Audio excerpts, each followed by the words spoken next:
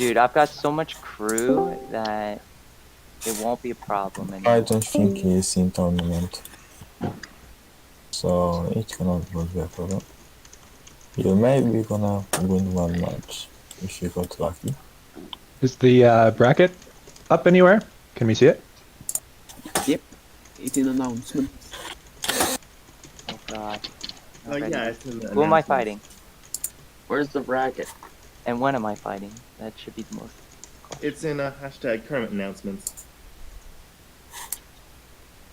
Where?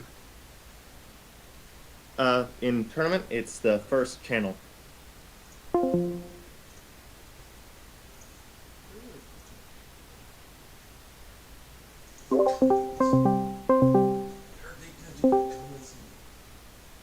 Hello. This Hello. is the casting location. We are casting from here. Sweet. I think that the stream started. It might not be live.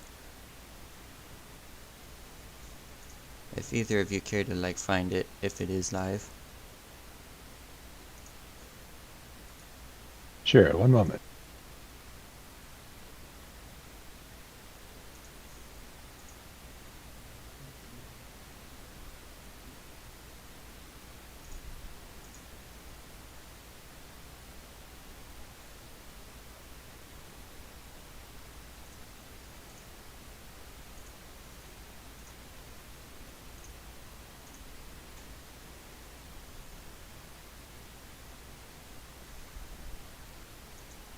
It says it is live.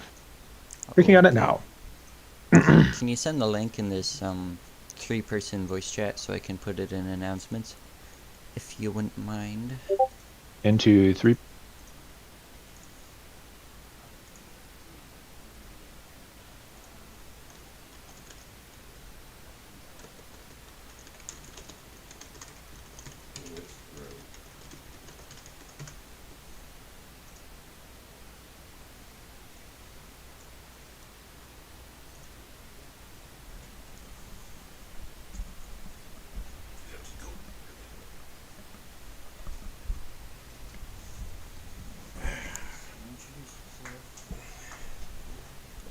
I do what I want.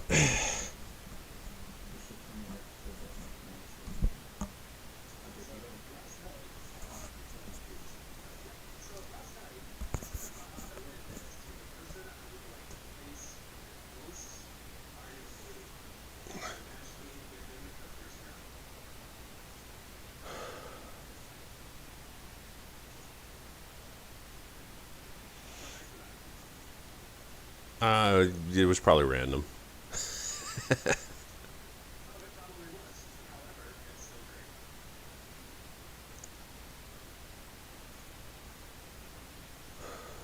Oh well. It'll be your time to shine, or your time to crash spectacularly.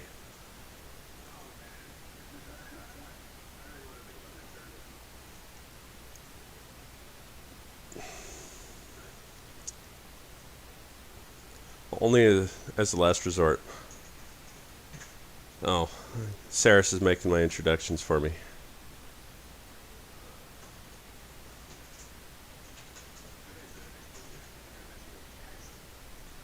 Probably.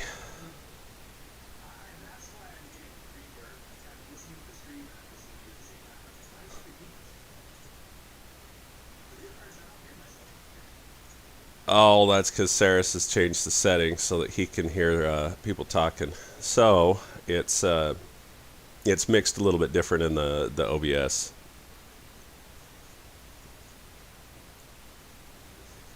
On the stream, let's see. We might have to change it too because the stream might not be sharing my voice.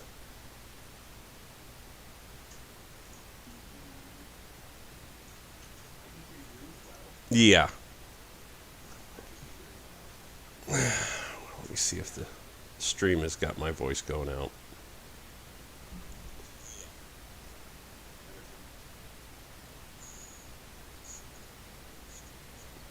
Yep, okay. So it's working on me too. I guess everything's just fine. It's 10:01. We got to get going.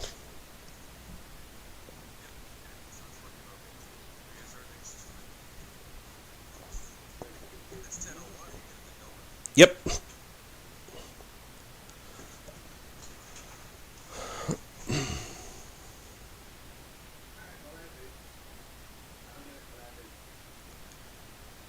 Technology and words and things. It's all done on Microsoft Zoom meetings now. Well, let's see, not Microsoft, it's Zoom. Whoever owns Zoom.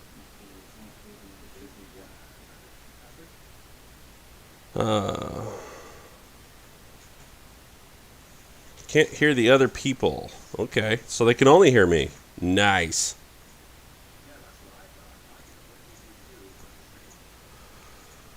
Oh, let's see.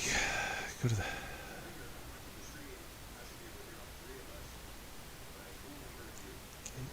Right.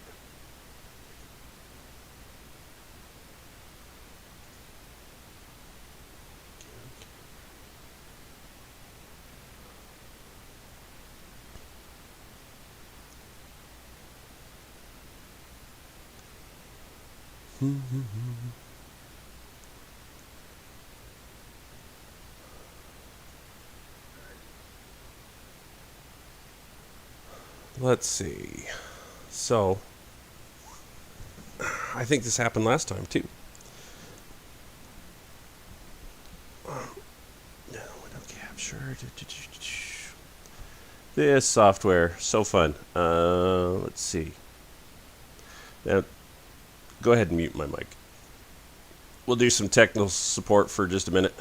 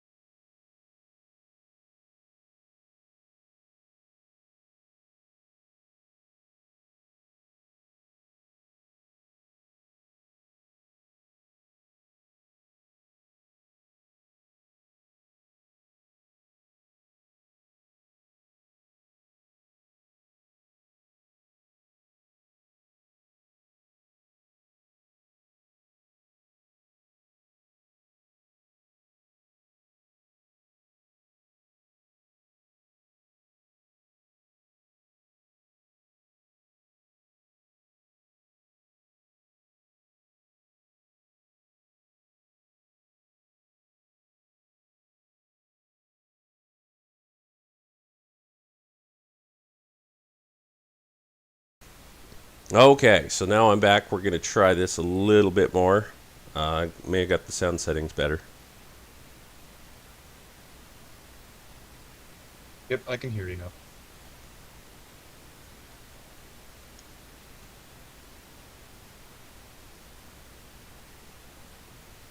Good redstone. Yeah, it's working. Yay. All right, you guys are up and running. Okay, good deal.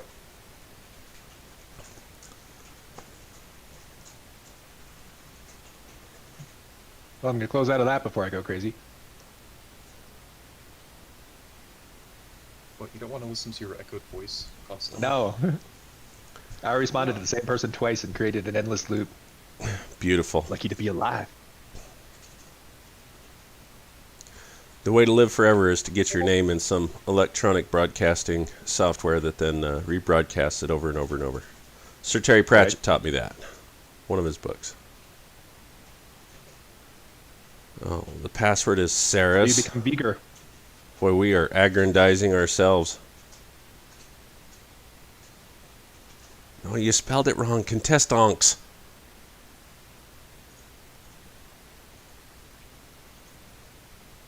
Time for the first two contestants. Oh, now he's changed. Oh, Appa sucks.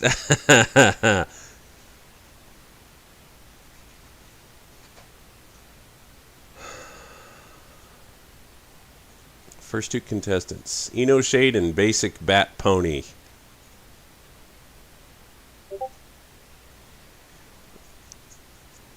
Redstone, your name's upside down. Are you calling from Arizona? Arizona, Australia. If I told you, I'd have to kill you. Fair enough. Okay, I'll take those odds. Let's hear it. No.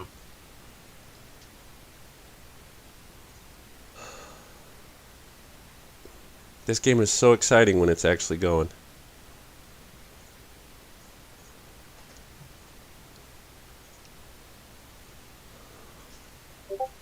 Maybe you should have pinged everyone. There we go. Getting the ping.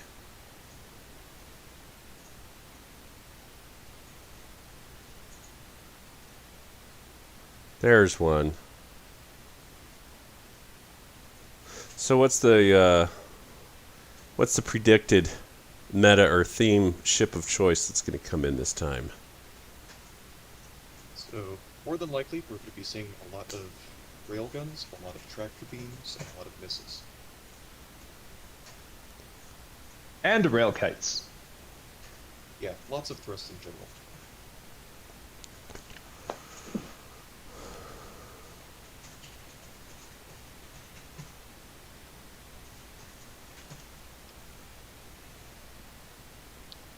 Continuum says I'm a little quiet. Is there any way we can fix that?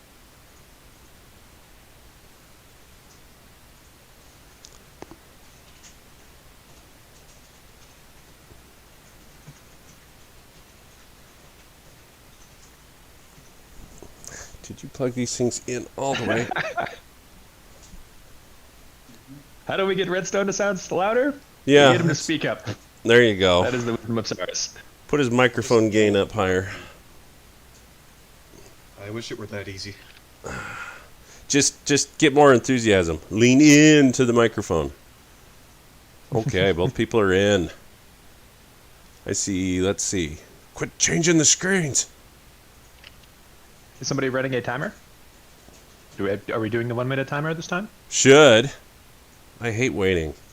Stuff's boring. I see a ribcage ship. Yep. And he keeps switching, so I can't tell. Polar and Doom Derp coming up next. Doom Derp. That's a heck of an... Oh, okay. So we're in. We're started. Yep. So looking at BBP, looks like they are running a rail kite for sure. Looks fairly standard. It doesn't have any forward thrust, so it's going to have to do some interest. Actually, it does have some forward thrust, so it might be able to stay in range, depending. Meanwhile, Shade was busy building this. Shade went full mad scientist last night, and I'm pretty sure just built this thing. That is an interesting floating, free floating thrusters. Nice. Oh, This is a concept we had just been discussing. It's also something that Shade posted, which is interesting. You usually don't see somebody post their brand new ship the day of the tournament. I am not putting those lyrics that the B-movie script up anywhere. I don't, yeah. That like curses your streams, curses your computers. You'll get in an endless memory leak. Shade might have a little trouble here, though. He seems to have a lot of forward thrust and not a lot of turning thrust. Yeah. That is true. I imagine his hope is that with that free-floating blast thruster platform, he'll be able to adjust, fine-tune his movements. But yeah, I'm sure he did some battle testing. Thruster. That means he is very fast. However, I'm in doubt as to whether he's going to be able to control it and prevent Basic Back Pony from getting a quick, easy snipe on one of his reactors, which would be game. However, he doesn't have to get close for very long, and BBP is already a little closer than I think they want to be. Ooh, yeah. Shot fired. Should have done more battle testing. But if he's One of the fast other enough, downsides. Go ahead. yeah, if he's fast enough, then he could be doing strafe runs. But it looks like that railgun's already reversing, so I don't see much hope for that I don't either. Shade ship. One of the other downsides to a permathrust is once you start losing thrusters, it becomes very difficult to control. Additionally, if BBP hits that CR close to the way that she did earlier, even if the rest of it doesn't get destroyed, that's going to be game over because he's going to lose the majority of his thrust. Oh, yeah, unless he sticks him outside the ring of death. Speaking of thrust, he is seeming to have a little trouble just turning here. Yep. He might struggle to keep inside of the ring of death throughout the entire fight. That's the downside to having broad wings like that without having thrusters on the end. Physics. Getting some rotation going. Looks like he's going to skirt outside of the ring of death for a little while here. Max Don't see much hope for velocity. Shade, unfortunately. Max velocity is not going to be enough to get this. I haven't even seen any shots fired from Shade's ship. Right. And you're probably not going to if BBP plays this correctly. Don't mess up! Don't mess up! He's coming! Oof. So now you can see that three of his huge reactors no longer have power, and the ones on the far side have a pretty long chain in order to get to it. So those ones are probably going to start flickering too. Once that happens, there's a fairly good chance he's going to find himself in an uncontrollable spin. Exciting. And if that happens, it is game over. Better have brought some motion sickness medicine with you. They totally need to get some black holes and other objects in the game field, battlefield that you'd have to learn to navigate around. Obstacles. I agree 100%. It is kind of an unfortunate matchup to begin with, though, because one of the common strategies for attacking kiters that you can't catch is simply to wait in the center of the map. But the problem is, with the permathrust module, you simply can't do that.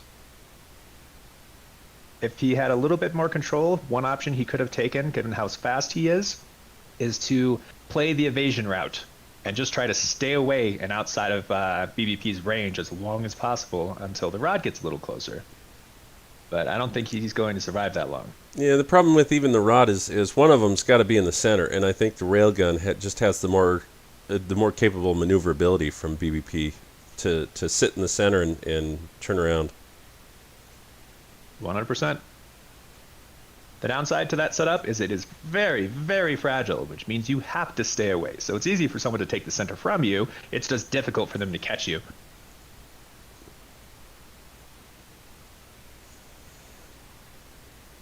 Looks like basic Bat Pony is using auto fire to try and hit Ina Shade. Yeah, I noticed that too. Poorly aimed.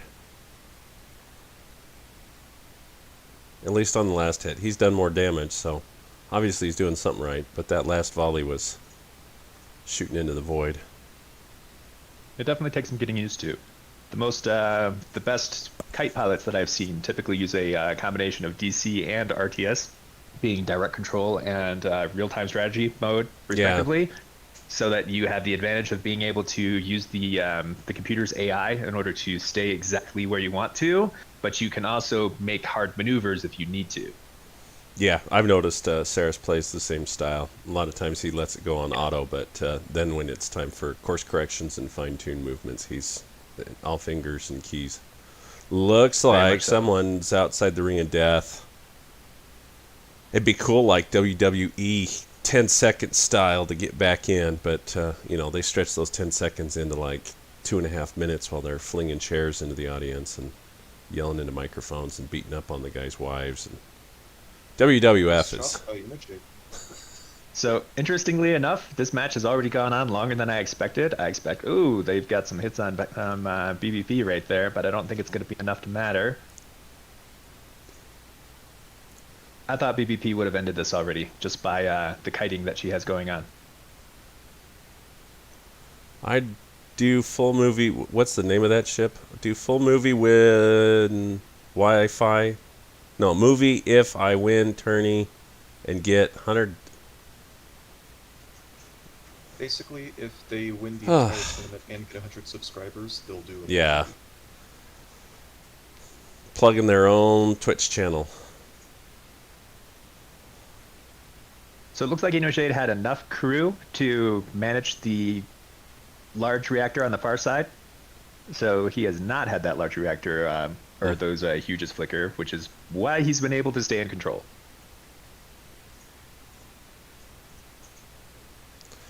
Especially after he boasted that ship was made to spin. Come on, boy, spin it. What was that, Redstone? It is actually flickering, just not quite enough to make a big difference. Okay.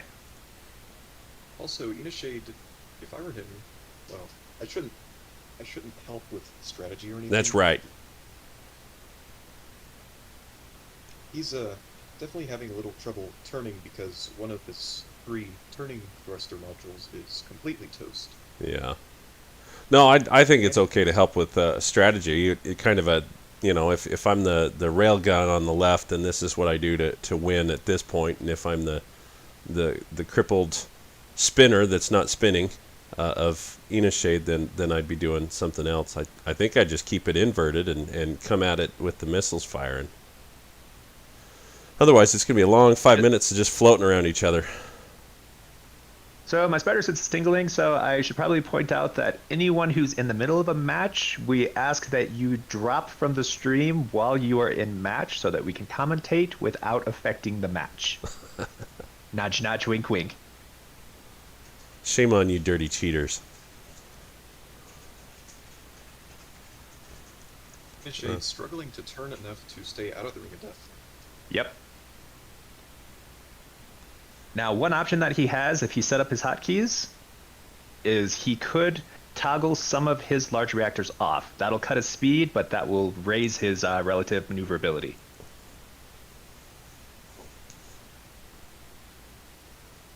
He might also consider turning off the huge thrusters on the opposite side of where it's damaged, so he gets even thrust back. Ah, the stream delay. Perfect. Yep. You have to wait 8 seconds for us to say stuff. It's okay for people to be in the stream while they're matching. I apologize in advance because I'm not going to shut up and people are definitely going to get hints. But if that's the way that they say that the thing's going to go, then that's how we're going to do it. Well, I think that the reduced time on the gameplay anyway makes it so that you can revise your plans and adopt different strategies in moment, in situ. So I think that this is not the breakneck speed response we want. Sometimes, yeah, it's that mix of autopilot that's in the game, but then you're doing your fine-tuned movements, but even those won't reflect what's happening in front of you for at least 5 to 10 seconds. How long ago did they just decide to rotate their ship? I think we have about a 7-second delay right now.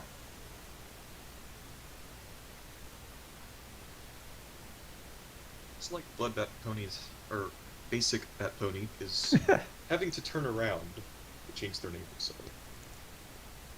Yep, this is the point where PvP is suddenly at a disadvantage. Yes, InnoShade's got the missiles, and it's coming in, gonna turn the tables. Unless he can get that rail to start shooting more. Oh, yeah. You exposed your backside!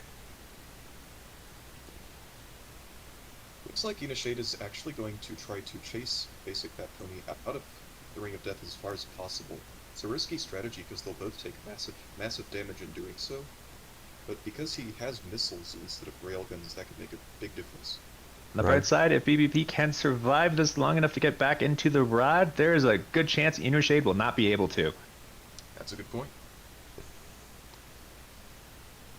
And now that the rails are going up, that is her only option. Yeah, at this point, Basic needs to really get back in the Ring of Death or it's just game.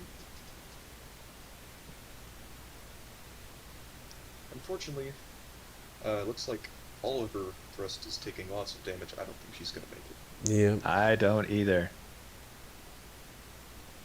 The non-spinner spinner comes from behind in the game at the third quarter for football metaphors. Look at that.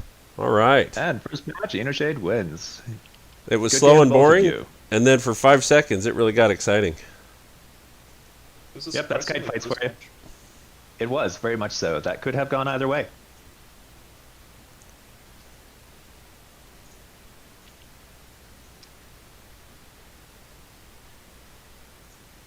Alright. Next on the Congratulations to both of you. Just in case anybody didn't know, this is a double elimination, so BBP will be returning in another match.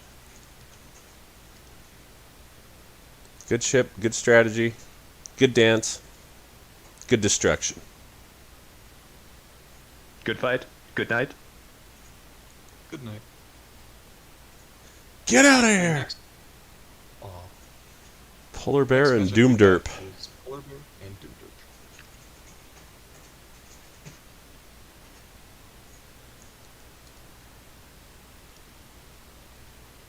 Polar Doom Derp.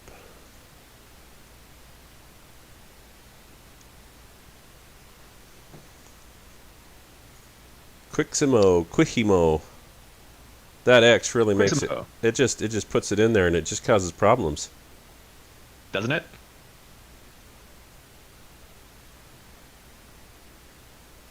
Right, looks like Polar is bringing a rail trap, and Doom Derp is just bringing a giant railer. It appears that way.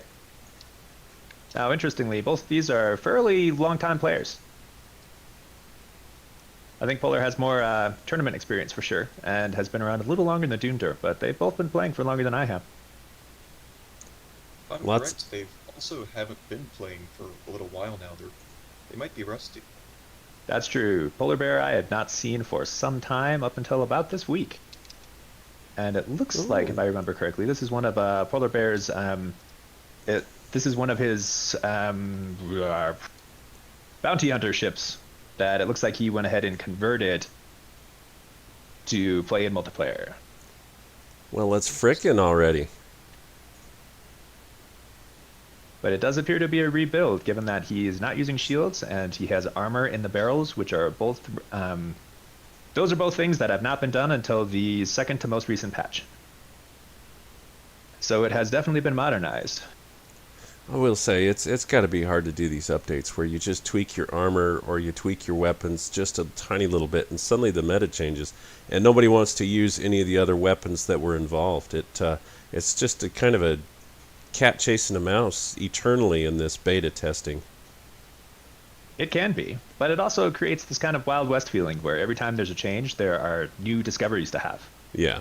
One of the newer discoveries that both players are using right now are the fact that neither rails have any shields on them, which is something that you didn't see until a couple patches ago as well. Shout out to the creator. I would say that probably what he needs to do is keep making these basic changes all throughout the year once the game goes to regular public release, just because I of agree. that. Yep, keep it fresh. Similar to how some games like Path of Exile will continue to tweak things in order to give people new chances and new things to try. Yeah. What game did you say it was? Path of Exile? Oh, Path of Exile. Okay, yeah. Yep. Where every Although the couple months, metas with something new those comes make it. out. We're both going. The metas of that one make it so that you can't even do the end game stuff unless you follow the one of 4 epic builds, and you got to plan it all the way out from the beginning. I've gotten to the end before with my own builds, but I am way too ADD to make it much farther than that. There I you get go. bored after, I don't know, 100 maps. I never did make it So- past like level 10 or 20. I know that the end game's where all the fun is, but I spent 20 years on Diablo 2, which they've announced they're remastering that game too. So that'll probably finish my life out just fine. The last game I ever play. I hear you. But on topic, what were you saying, Redstone? Going back to the match, we've had our first shots. Doom Derp has fired at Polar Bear, did a decent chunk of damage to the armor, didn't hit anything important though. Polar Bear is attempting to flank, because that's what traps do, if anyone doesn't know. Whereas Doom Derp is basically just a giant cannon. Yeah. So Yeah, he's- likely what Polar is going to try and do here is stay out of range of whichever ship he has that Doom Derp is facing and attack with the other one. Yep. Go for that As far soft. as who has the advantage, Hit the soft underbelly Um, engine area. Polar Doomderp has a fairly good advantage in that I believe his rails are a little bit longer than Polar's, and he has a lot more focus fire, which means trading fire with one trap is very much in Doomderp's favor. However, if Polar Bear can get a good side shot in, that could end the game almost immediately, which is more or less what he's going to have to do because he can't win a straight fight. Ooh. Well, didn't Polar see how those Bears, hits one went. of his ships Ooh, took a big hit. Yes, it we did. got some fires. Went straight down the belly. Oh, He's got some and fires. Right. Looks like Polar Bear's other ship did some damage to Doomderp. Took out It 2 did. of the 8 rails, and third one is on fire. so if Oh, he's nice. he's got to focus on that top ship because I think the other one's just about losing some commission. But oh, that shot almost got in there too. So you saw how Polar Bear just got a straight shot right down one of Doomderp's rails. It was a near perfect shot that didn't even hit any of the little pieces of armor on the center. That was a very nice shot. And that is exactly what you don't want to happen when you're using a shieldless rail. That being said, Polar is definitely losing these exchanges. They're both losing about a rail each, and Doomderp simply has more rails. So on the downside, Doomderp does not have any fire extinguishers, And which means we're down to one trap ship if left. Polar can survive long enough, it will probably do him in. Oh, catches close Polar Bear hit. first. We've still got 4 rails left, and now he only has 1 ship to contend with, so there's not going to be any more broadsides on it. Which would be Nope, why no more he's broadsides. retreating. It's like Polar heard me. There is a very small possibility that the fire will actually burn itself out, just depending There on is. how it spreads. Highly unlikely, though. I don't see any fire extinguishers. No, there are no fire extinguishers. He is most likely going to burn to death if Polar avoids him. Fundamentals, people. Remember your fundamentals. Keep that crew alive so that you can blast the heavens. These are the kinds of observations I would prefer that the players in the match don't hear. However, c'est la vie. Yeah, well, if anyone sees the meta that's going on in the first battles and modifies their ship for the 3 or 4 fights down the road. Oh, that's definitely going to happen. Yeah.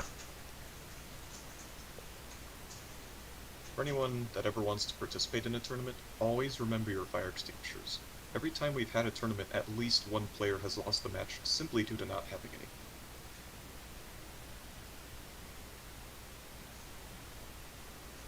That fire is definitely out of control. It is about to touch the reactor. Once that blows up, it's basically game. Yep. It will be And game there because it will take the CR as well. And now his reactor is on fire, as are his right side ammo supplies. When those goes, his engines are not going to be so happy. All praise to the creator. I hope that Walt puts in some spectacular explosion animations. I think that's kind of what needs to happen when you see a ship self-destruct on lack of extinguishers or something. Blow those pieces to smithereens and scatter them to the galaxy. That main reactor of Doomderp is now at 75% health and very quickly dropping. Now, are you guys able to interact with the game?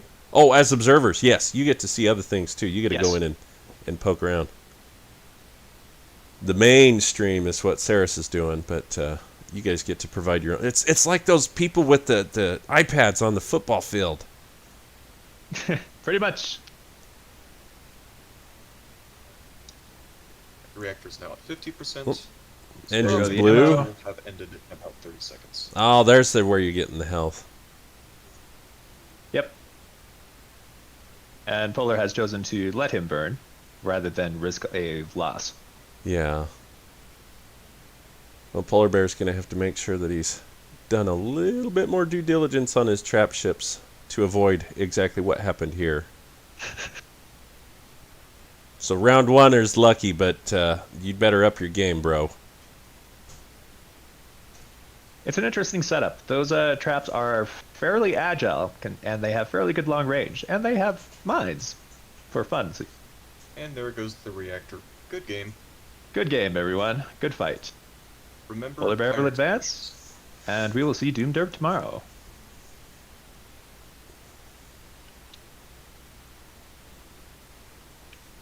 Right, our next matchup is, I'm not sure how to pronounce this. Q-A-W-A. Kawa. Is that Kawa? Kawa or And Kwawa. Lone Wolf. Maybe there's a W in there somewhere extra.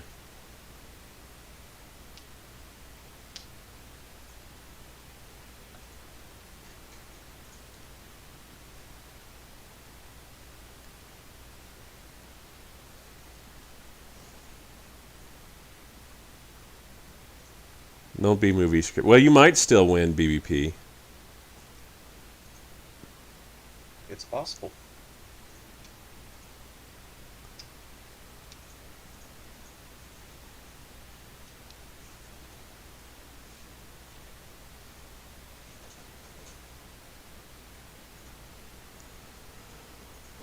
Yep, no one is eliminated. You have to lose twice first, so anyone could come back and still win the game.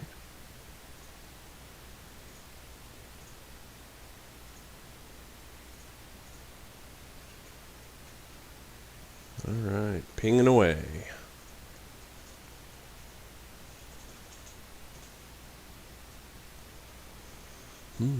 Andrew. Ton of Oldham. Ton of old ham. I don't believe he's supposed to be here yet. Yeah, he jumped back out. Actually, he was kicked. Oops. But Now, close do enough. observers have the kicking ability, or is it only the host? Saris only the only. He wields his power with an iron fist.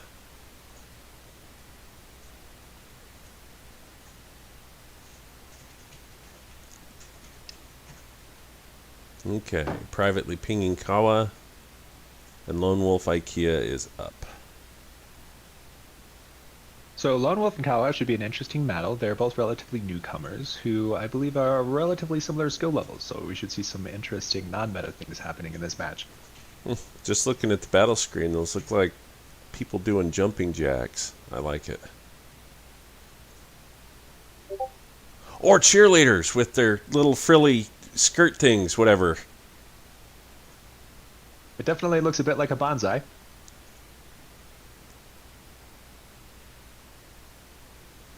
Did you say bonsai or bonsai? Bonsai. Bonsai. The trees. Or the kamikazes. Yeah, let's go with that. Let's not go with that. Right. Kawa/Kwawa is here. Still not sure how to pronounce that. So it looks like Lone Wolf's going to leave about 100k left over, and not going to use it currently. That is a interesting and risky prospect. It means that you're going in at a 100k deficit if the other opponent takes all of the money. That might be the last ditch bribe event. I don't know if that play's ever worked, but you know, like 100,000 credits I'll give you if you let me win.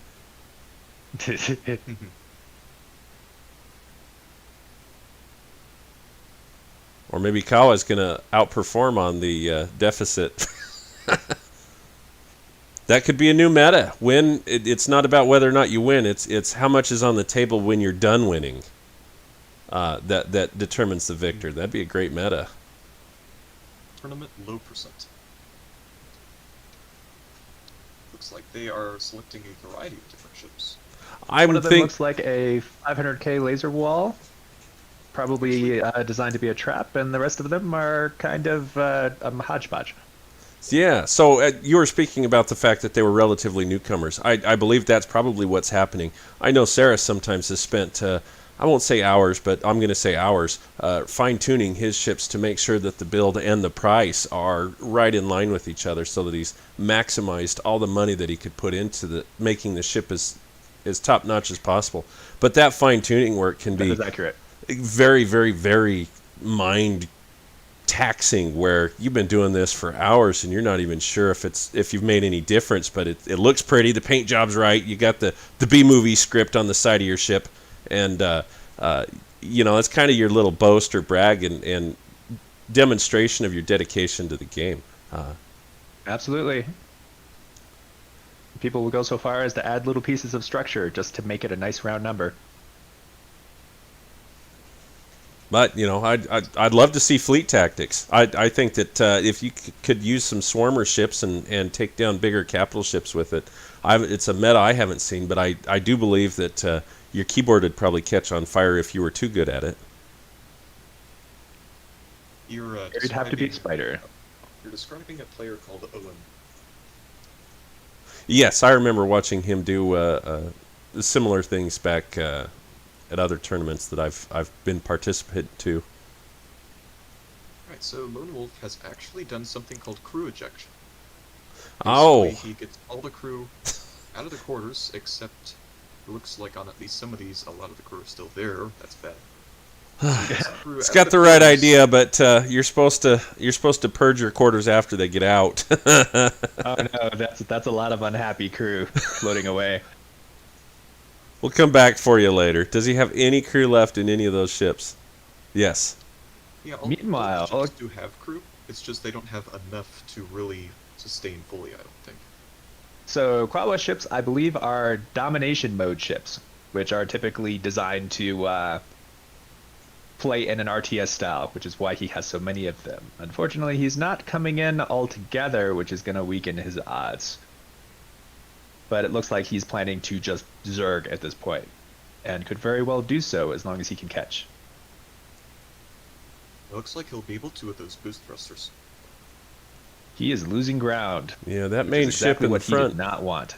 You definitely need a lot of shielding in that ship at the front that's going to do all the tanking. If running into those crews is the losing factor, I'm gonna laugh. No, it is not. Alright. Looks like that little fighter caught up to one of Lone Wolf's ships. Yeah, it looks like the bottom's going to end up doing the same thing. He's hitting those engines pretty hard. Might take a bit longer though, because it's only 2 heavy lasers instead of cannons. Fortunately, Kawa has enough armor and enough shields to continue tanking single 3-accelerator railguns, and now Lone Wolf is out of rod, which means he's going to have to turn hard or let himself get chased out of the rod, and if he continues to flee into the rod, being farther away, he will lose. Well, the bottom ship just got exploded, so Lone Wolf's only got his singular center ship, which is taking heavy damage from the cannons up high. Lasers, I guess. Yep. And now Fleet Ship is also attacking him. He's going to lose a lot of his speed. He's using only huges, which means his maneuverability is not that great, even though he has a lot of thrust. Okay, so And it looks like Kawa's coming in for the kill. good first round. I guess the lesson here is to make sure that the crew is not in the containers when you eject those. That will affect your outcome. That is an option. Good games, everyone. I do kind of like the Lone Wolf will psychotic. advance, and Kawa. I like the psychotic We'll see nature of a tomorrow. captain that just ejects some crew at the beginning of every battle. Just, you know, that could be your trademark. You're like, hey, I need new crew for my missions. You know, any battles? One or two. Just make sure you're not on the red areas when we begin. That brings up the question, which is more stylish, leaving money to spare, or ejecting half of your crew at the start of the battle? You can always do both. Yeah. That's true.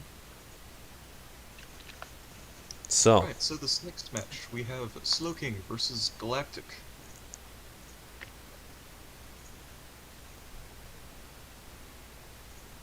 That is correct, Saris. So really, Lone Wolf did win in the style department.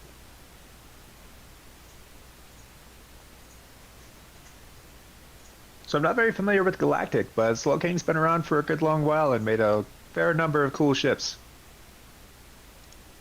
yeah, those X's mess everybody up. Galaxic.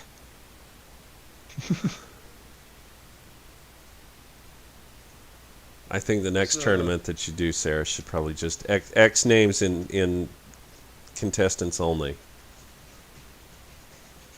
Instead of Slow King, it'll I'm be down. Slow Sing.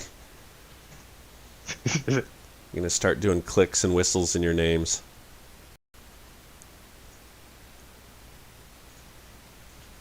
While we're waiting for these ships to get kind of closer to each other, I will explain something about the Ring of Death that some players might not know.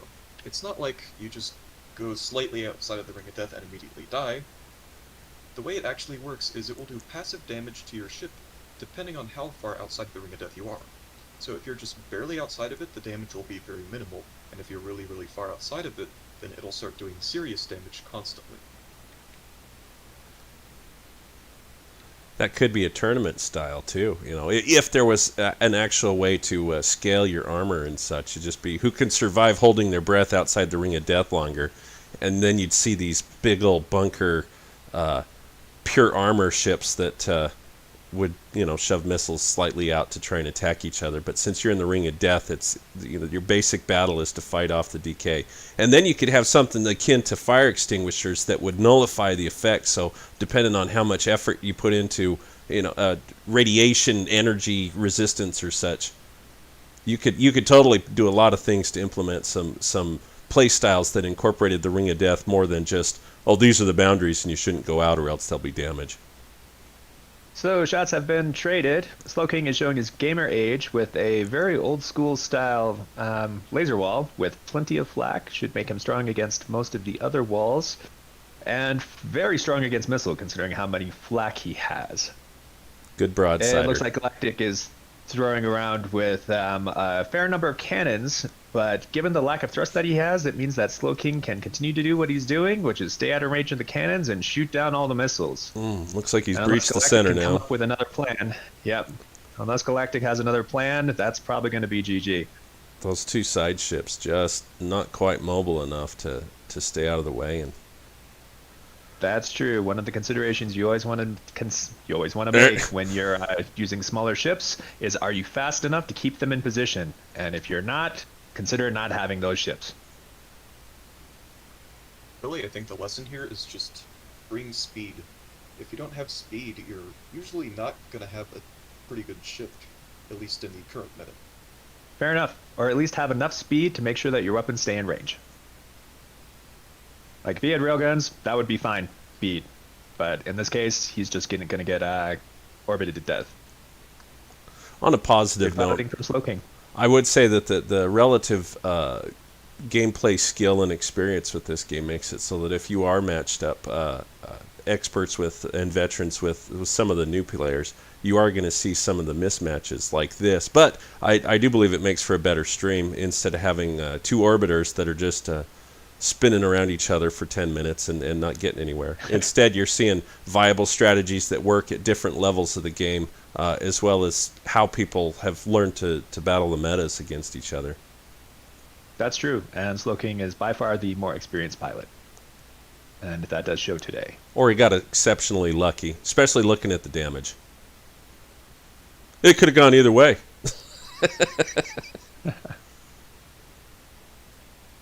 This time, this one was definitely favored for Slowking. He's just a more experienced pilot and a more experienced builder. And I guess anybody that's paying attention, do be forewarned. If Saris sees the style that he thinks has any kind of structural capabilities for succeeding, he will adopt your theme, and then he'll improve on it to the point where it is completely infuriating and annoying how good it is. We're talking about Saris? Yeah. Unless it's an orbiter, because he refuses to fly. That's those. right. Which is understandable. I have offered to teach. I've told him, I said you got to be good at everything if you want to be like lore master, and I don't know if Walt will ever put that kind of a title in there, but Saris has been gunning for it. The Cosmoteer lore master. You got to know how to win at every meta, whatever the game is currently favoring. Learn to do it and learn to do it right. Learn to do it better than everybody else. One of the best ways to learn the weaknesses of things is to play those things as well. There you go. So even if you don't like the things, just learning how they work and learning how to win with them will help you learn to beat them and then never have to use them again. Life lessons. Well, Also, kids, don't do drugs. or smoke. Unless you're in Colorado or Michigan or California. Just rake your forests, What are we man. talking about? Good game. Our next matchup is Space Cat versus Amistad, I think is how you pronounce that. Amistad. Yes. Spanish for brotherhood. Ah. I'm not particularly familiar with Amistad, but Space Cat has been around for a very long time. They have really good ships, They just don't seem to be particularly interested in competitive optimization. That is true. So Amistad will probably have a bit of an uphill battle versus the Space Cat, formerly known as Luke. And it'll be an interesting battle because Amistad's made a lot of gains in the short time that he's been part of the community. He also pays a lot more attention to the changing meta than Space Cat tends to, even though Space Cat is a more venerable player. That being said, Space Cat is not to be underestimated. That is very true. Their ships are very good, and also very pretty. Probably some of the prettiest ships in the community. I agree. Space Cat by far has the most ships of the day in the normal Cosmoteer community out of anyone. Prodigious worker. I, on the other hand, tend to keep a lot of my stuff black. You have to really appreciate putting in the design and artistry into making your ship be pretty. I can't think of any other word than making it just look cool or visually appealing, but you know, that's a whole different part of the game compared relative to piloting or even weapons or defense design. You know, that's Very much so. That's a lot of attributes or a lot of characteristics that go into these gamers that, you know, I could never even begin. I was never a color-based player. I always just went for the straight functional builds. It's my old farmer upbringing, but oh, make it look pretty. Who's got time for that? I got to make this thing pound harder than anything. I agree. Each their own. I am a engineer first, long before I am a concerned about what it's going to look like. Do you study engineering, or do you just mean referring to this game? Yeah, I'm far more interested in turning around all the nuts and bolts than painting them. Ah. We've had a little back and forth between these two players. They keep selecting something, and then the other person's like, "Oh no, I don't want to fight that." So they pick something else. And if you've seen Space Cat in previous tournaments, this is not unknown. In fact, this was expected. Alright, But it looks like they... on their railings. So we're going to have our traditional railfan fight, which is something I was looking forward to seeing.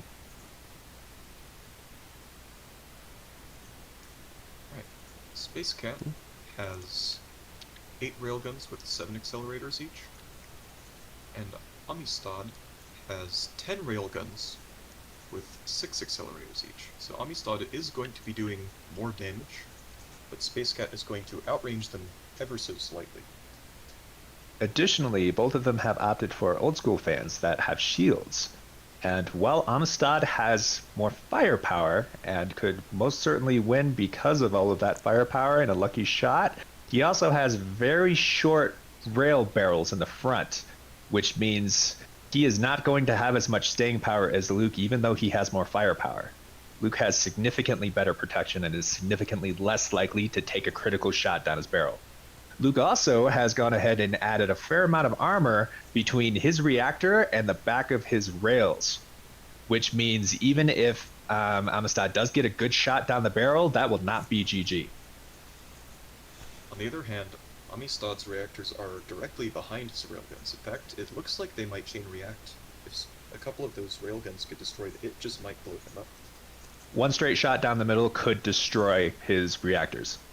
So it looks like just based on their builds, Luke certainly has the advantage. And unfortunately, given how long Luke's been playing, I would say by player pilot ability, he probably has the advantage as well. So Amistad's got a lot of work to do. This is one of your classic just punch each other till you're dead kind of thing. I don't know that there's going to be a whole lot of finesse. And obviously, they're going to have to wave their fans back and forth at each other to land blows, but I don't think either of them are going to look for maneuverability to be their leading tactic. So what's interesting about railfan fights is while there is not a lot of maneuvering, oftentimes the timing on when you're looking at your opponent and when they're looking at you has a huge effect on how well each of you actually do. Like that. Absolutely. Luke shot right down the barrel and almost ended it right there. Do we see any fire extinguishers? A little bit. I think. Oh no. Yeah, I think Luke was just a little bit too far out of range which is why he did not actually strike the ammo factory or the reactor. I think if he'd been a hair closer, that would have more or less been good game. So let's see. Do the length of the accelerators change how often the rails are able to shoot? No, It does just not. has to do with energy recharge. It has to do with how far they go and how fast they travel and how much damage they do. Amistad has an uncontrolled fire right next to his reactor and inside his ammo factory. If that goes, that's not going to feel nice. Looks like it's Yeah, got I it in don't two think he'll places be able now. to- Yeah. I don't think he's going to be able to put out the fire in time. He does have fire extinguishers, but he only has 4, and he's dealing with, well, it was 2 different fires. Well, there went And- bottom half. So Amistad now is at half capacity. Even less. He's lost 2 rails. Additionally, the rails that he does have are out of power, which means right now Amistad has no way to return fire. Okay. So Luke is welcome to just continue doing what he's doing. Just push him out of the ring of death is about the only way that Amistad could even hope to win at this point. Meanwhile, if you look at Luke's ship, his much thicker front armor has definitely done him proud. He has only taken light damage. This is over. It is indeed. Good game. And good game, you two. Space Cat played perfectly. And that means Space Cat advances, and Amistad, we'll see you tomorrow.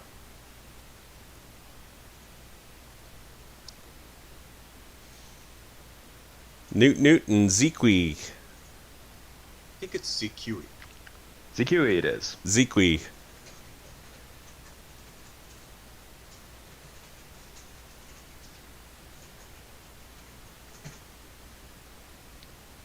ZQY.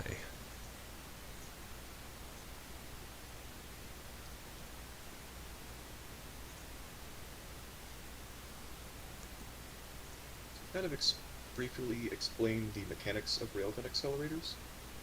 Each additional accelerator, when you fire it, will consume power. Each accelerator you add will make your railgun shot go further, it'll do more damage, and it'll be faster. However, adding more accelerators, each extra one you add will give diminishing returns. So if, for instance, your first accelerator gives you a 50% boost, the next one will only give you like a 35% boost, and so on and so forth. So the more accelerators you add, kind of the more damage you lose. Well, you get So, diminishing that being returns. said- Your damage still increases, but it's less of a percentage each time. Yeah, and that's why more smaller rails deal more damage than fewer longer ones. You just have to get closer because the accelerator is what makes it so the particles get whatever distance they're getting. Yeah. Usually we'll be seeing either 3 accelerators or 9, maybe 8. 3 is kind of the magic number people have found for just hitting as hard as possible, and they still have decent range. And 9 accelerators is where the railguns hit their range cap. They have the longest range out of anything in the game. And 8 is just slightly behind, so people will occasionally use 8 instead of 9. So we're looking at Skewy versus Newt. Zeke. Looks like Skewy's going to go with one of his classic missile orbiters.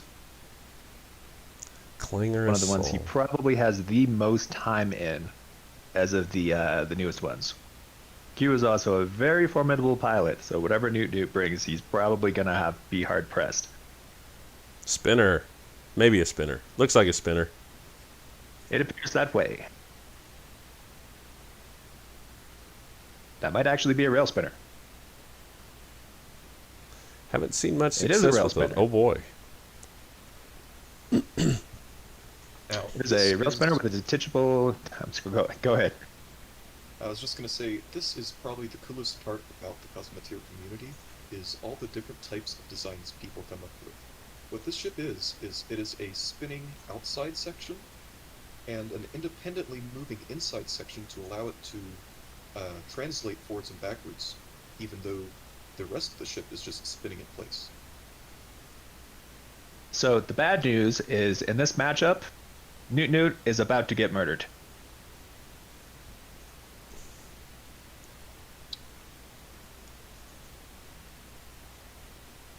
Yeah, so ZQE His ship mainly consists of a ton of armor in the front, a ton of thrust to help him go quickly, and a bunch of missiles in the back. Those missiles can arc, they can fire even if they're not facing the opponent, whereas Newt's ship, the railguns are fixed, they can only fire forwards, and nukes, if they do end up arcing around the opponent, they don't always actually make it back. They have a very slow turn. A lucky nuke arc is definitely what Newt could be hoping for. His rails are probably not going to be able to get anywhere close to getting through Zikiwi's front, and if Zikiwi gets a good ram on, he's going to stop the spin and force Newt to have little to no damage or ability to return fire. Newt is being really smart here. So Zikiwi, his ship has little prongs on the side that help for grabbing opponents, and those prongs are held on by tiny little charges. So if he wants, he can attach them against certain other types of ships. So what Newt is doing is he's shooting off those explosive charges, so the prongs just fly away, and Zikiwi can't control him as well. Gotta get that spin going. Too much structural damage to any one part will completely obliterate that spinner, and it looks like its point defense is not quite holding up. Yeah. The cute part about spinning with point defense is it gives your point defense built-in resting time. About the point where it's going to turn off, it's already rotating to another side. Yeah. Yeah, you just got countering that a little bit by rotating the same direction, which increases the amount of time on target he has with his missiles. And it is doing damage, but it's not doing a lot. Yeah, gotta maintain. So I stand corrected. This battle is a lot more interesting than I had originally thought. I expected Zikiwi to get a good ram on to stop the spin and have that pretty much be GG. And really, if that had happened, it would have been GG. It's just Newt was smart enough and skilled enough to hit one of those charges before Zikiwi got a chance. Which was a great idea. Well played. And good observation of your opponent's ship prior to engagement. I didn't even know he had detonated charges on those.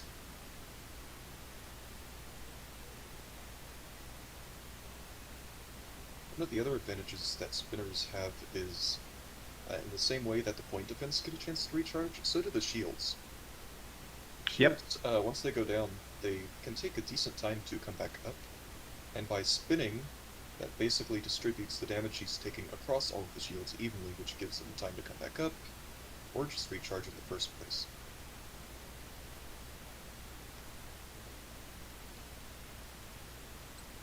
Due to superior engineering on spinner details, Newt's massacre will be postponed.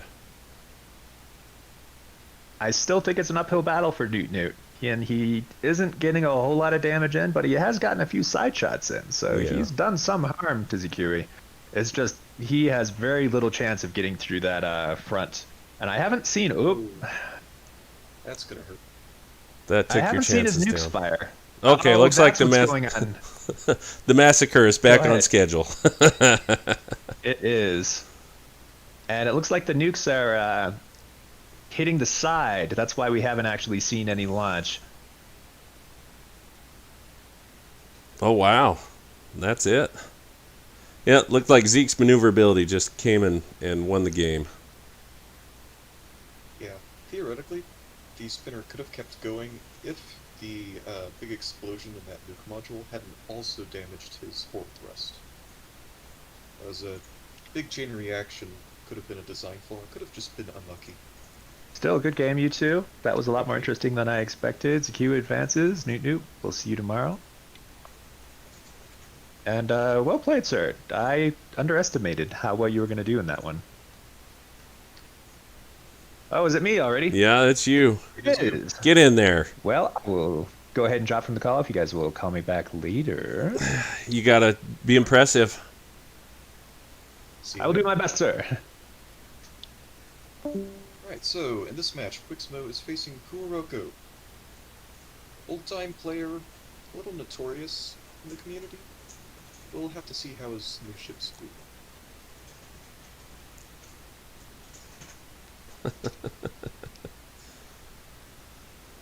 Last time I checked, he was actually still building his tournament ship, so he might be a bit late. Uh-oh.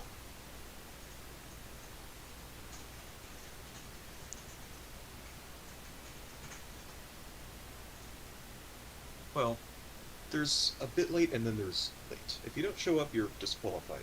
Most tournaments work like that. But if you're just, like, maybe 30 seconds late, it's not that big of a deal. There he is. Kuroko.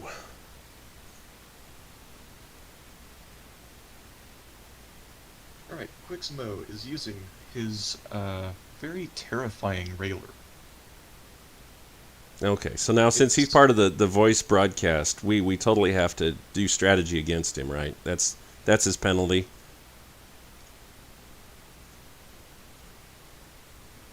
Yeah, so that does look like a fearsome rail. And then that's 2 wall trap ships. I've actually fought that rail before, so I can give a few details.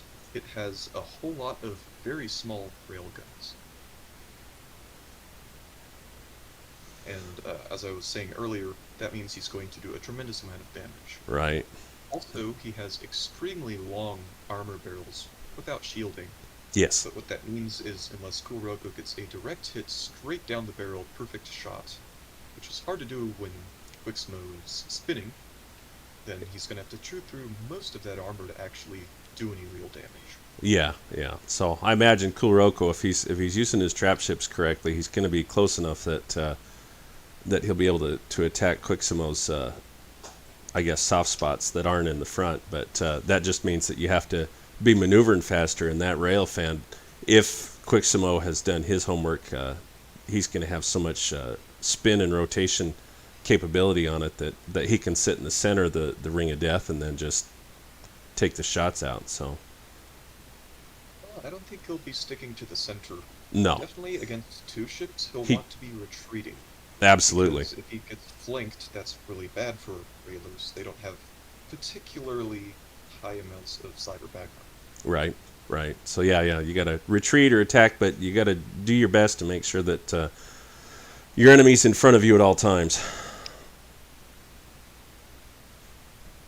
Judging by the shape of Kuroko's ship, he only has 2 main thruster modules. Mm-hmm. So, depending on how that's set up, he could be kind of slow, which will give Quixmo an opportunity to kite him, or just stay out of range. And that also means if Quixmo takes one of those out, the rest of the ship will be very off balance. It really won't be able to move. Absolutely. Yep. This one's going to come down to, I guess, maneuverability.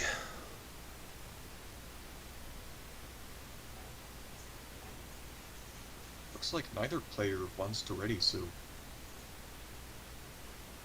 Oh, Quixmo has actually changed to one of his missile orbiters. Or his only, I'm not sure. Alright, so that missile orbiter is kind of similar to the ones we've seen before. It has a very high amount of armor on the front, a lot of thrust in the middle, and a bunch of missiles in the back. Same strategies we've seen before. One interesting thing about this ship is a lot of the armor that Quixmo has is detachable. So if he so wants, he can ditch Oh, that's what all those of that charges really were. heavy Yeah. armor, especially if it's damaged, and just go full thrust, try and stay at range. Alright, going over to Kuroko. He has mainly small lasers, shields, and electrobolts.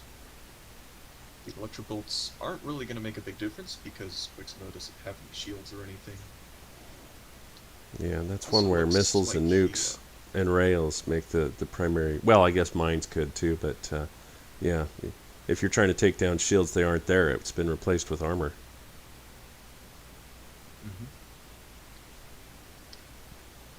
I think the biggest design flaw that we'll be seeing here in Kuroko's ship is he has very little back thrust, and his forward thrust is all huge thrusters.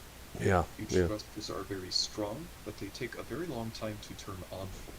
Right. So I have a feeling Quixmo is simply going to outmaneuver him. Yeah, well, Quixmo just ejected all of his armor, so he's going straight for maneuverability now. So I guess he decided that it would be better to be faster first than to try and sustain a pounding. So this makes him far more maneuverable, and he will hopefully use that to stay out of range of Kuroko. Though if anything were to happen at 8.5 minutes already into the battle, and Quiximo with 10% of his life lost, I guess the default technical victory, if power were to go out, would go to Kuroko. Well, if power were to go out, I think we just redo the match. This is hardcore. If you're anything like Texas, then the power goes out. That's it for a couple days, maybe a week or two. I am actually in Texas. No power outages here, though. Oh, which part are you? If I told you, I'd have to kill you. Oh, more of that. Yeah, Texas. Amarillo. You have to be careful on the internet. Alright, so Kuroko is running, and Quiximo is slowly catching up.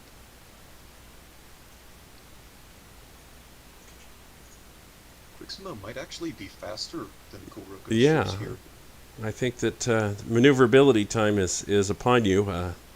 If you're the broadside wall attacks and your enemy's faster than you with missiles, it's time to get your defenses running, because Quiximo's probably going on for a drive-by strafing. Or at least that's what I'd do. Always stay out of range. Just stream by them, drop your missiles, and then come take another pass. Looks like that's exactly what he's going for.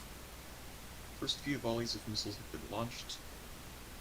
At this point, Quiximo's actually kind of getting behind one of Kuroroko's ships there. He has to be careful not to run into the second one, though. Those missile barrages are doing enough damage that first ship might be done before it even really has a chance to assist and support the second one. Yeah, that is a significant amount of missiles. I think that the left thrust section on that first ship is about to blow up, which will put him really off balance, like I was talking about. Yeah.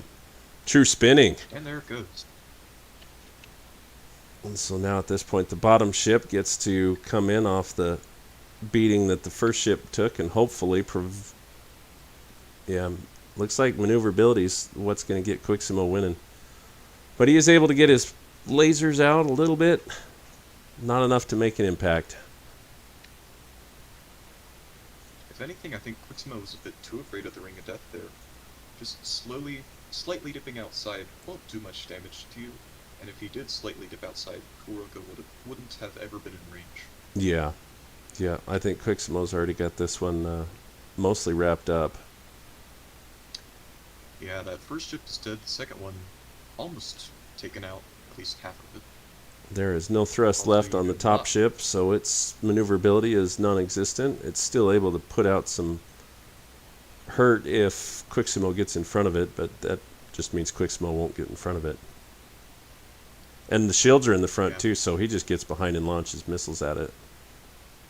Or he could just pound it from the front and not even worry about damage. Well, I don't think he'll even consider that, because even though Quiximo's very fast and does a lot of damage, he has very little defense at this point because he ejected most of his armor. Yeah. He could just stay out of range and launch missiles.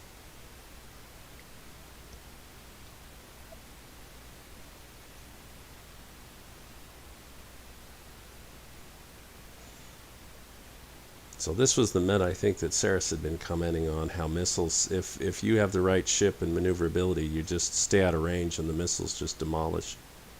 But that's where good point defense comes in.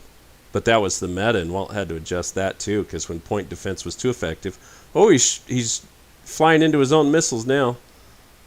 I think he recognized that there was some actual tactic and power damage that he was vulnerable to at that point.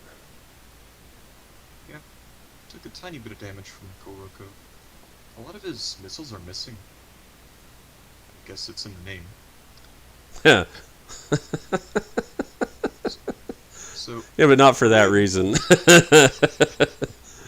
yeah, the way missiles work, the way they accelerate, they do tend to always miss their target at first until they arc back around. At least targets in motion. You definitely need to have the leading factor in. Oh, there goes the last control room. Good game.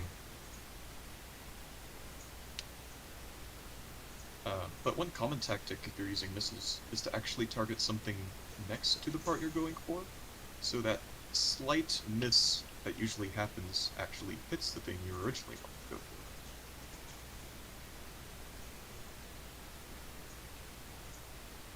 for. Alright. The next match, actually, I'm in, so I'm going to also hop out of the voice call. All right. Well, good luck to you. Adios for now. Thank you.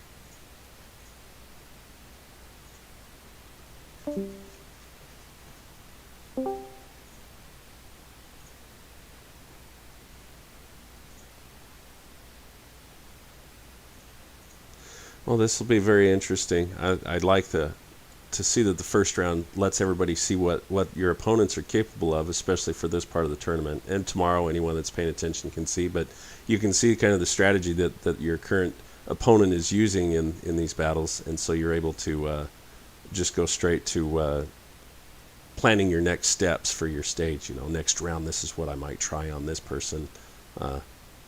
But yeah, if you come into this tournament blind, not knowing who your opponents are, not knowing who the main players are in the forums and in the gaming modes, then you've done yourself a disservice. You got to do your due diligence, as I'm back. Wall Street Bets would tell you. Okay, well, good battle. Didn't know about ejecting the armor first, but obviously it was the right strategy. Well, I figured if I ejected the armor, I was probably fast enough to just go ahead and continue kiting him, which is what I did. And I wasn't entirely sure that he wouldn't be able to get around to my rear if I stayed slow. So it was an executive decision, but it worked out for me. I guess for hindsight or 2020, I'd see what his battle capabilities were before making that absolute decision to eject your armor. But obviously, it worked out for you. But I was looking at his thruster count. Oh, and okay. Made the decision that but judging it by his thruster count, if I ejected my armor, I didn't think he'd be able to catch me, and that was true. I was able to reverse faster than he could go forward. So Saris just didn't zoom in and do the missile count work that he needed to for me to keep up with that. But fair enough. That's, just as much my fault too. I understand a lot of the mechanics of the game, but I'm recruited to do these voice castings just for entertainment value more than my technical knowledge of the game. But that's where you come in, or Redstone comes in and talks about how many sections per accelerant. And Well, thank you for your contribution. We're glad to have you. Sarah's oh yeah. So you made it pretty. So it looks like Andrew is using a variation of a missile orbiter with a fairly unique, well, it looks like a missile orbiter, but it's really more of a barge in that it has strafe and it has reverse, but it is using the what's now become standard rear-mounted missiles. You don't see side-mounted so much anymore. Rear-mounted has definitely become the thing. And Redstone is using his brand new railfan. Very long rails.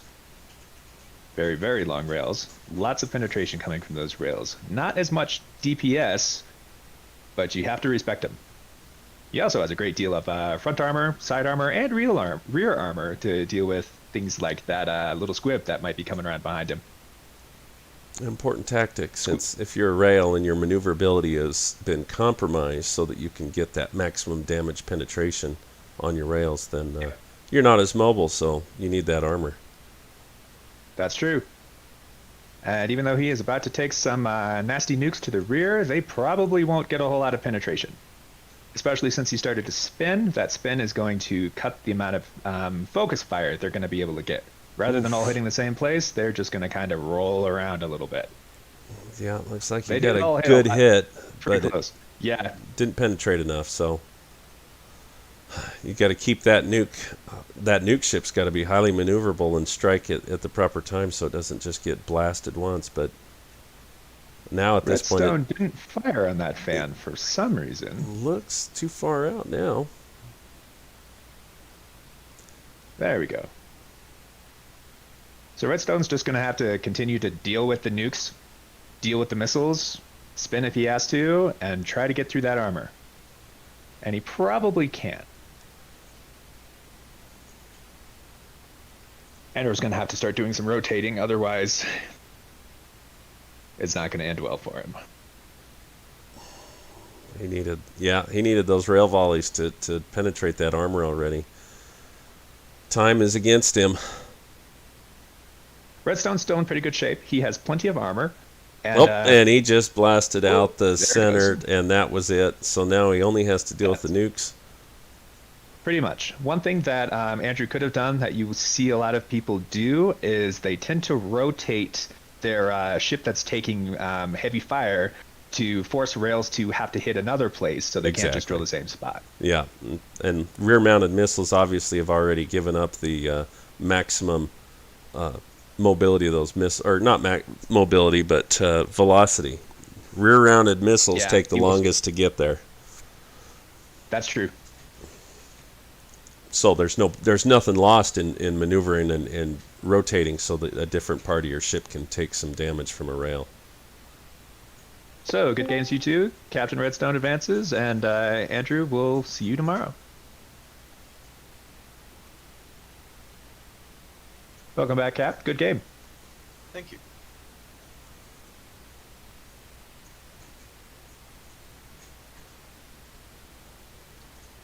Alright.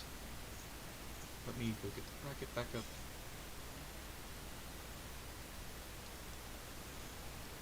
Okay, so now we're back to the second round now. So OEM and Shade. Everyone but OM and Continuum have now fought, but the way the bracket is set up, OM and Continuum start in the second round. They just...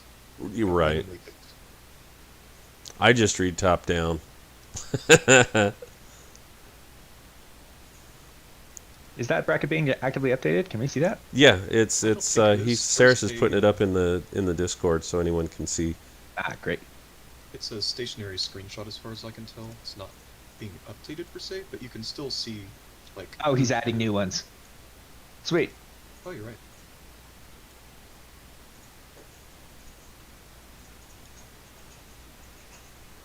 Oh. Looks like the casters are going to go up against each other at the end of this next round.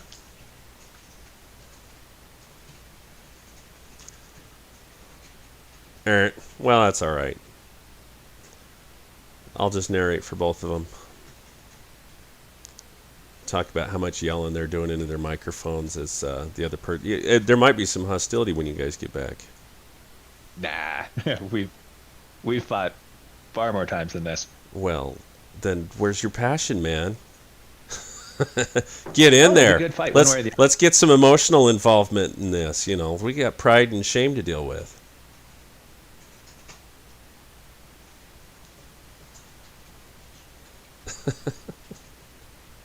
So it looks like we've got Oam's first fight coming in. He got the bye for the first one.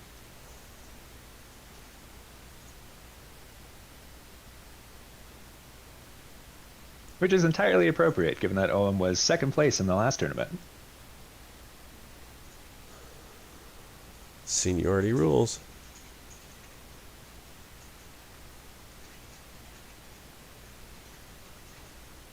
I was considering that too, Saris, that we just stay casting and continue to narrate what we're doing.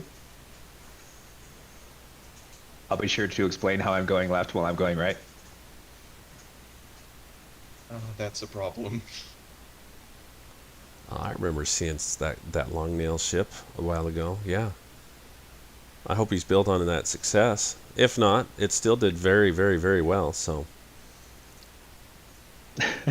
if you don't know what those are, then yeah, you should have been looking at earlier broadcasts, because he used this to dominate here one of the tournaments that I was observing. And so earlier I mentioned that OM is famous, not notorious, for Both. being absurdly good at swarm tactics. And he has brought a swarm, so we'll probably be seeing some amazing piloting here. Oam continues to be more or less singularly the only person in the Cosmoteer community who can crush meta ships using large numbers of smaller ships. Most people just don't have the skill, depth of knowledge, or the dexterity to do this. Yeah, I mean, the way this game is set up, in order to really get ships to fly where you want, you have to be controlling them individually. there are there are like formations and stuff in the game, but the way the player AI works right now just doesn't work very well. That was interesting. So There's- Inoshide is a bit of a disadvantage because he's facing OM, and he's also at a disadvantage because this particular formation is fairly good at shutting down missiles. Yes, I noticed that he was starting to deploy the swarm, but then he brought them back in together to present just a broadside. But, yeah, that's that awareness of what your opponent is and then modifying your playstyle to respond appropriately to it. I guess the only thing that I would be possibly of any concern is if those missiles got behind that front wall swarm.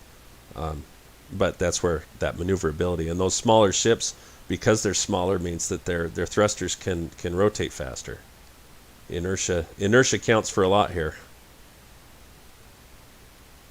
The downside is that OM has to be relatively close in order to get any damage in. And he doesn't have the raw speed that Inoshade does, so that could make this a little tricky for him. This might come down to a rod fight. That being said, he does have far more maneuverability. I can already see that flak making a big difference shooting down most of those missile volleys as they come. Very much so. Two of OM ships look like they're a little scattered, but he may have a plan. I'm sure he has a plan. But getting out-rotated is a concern.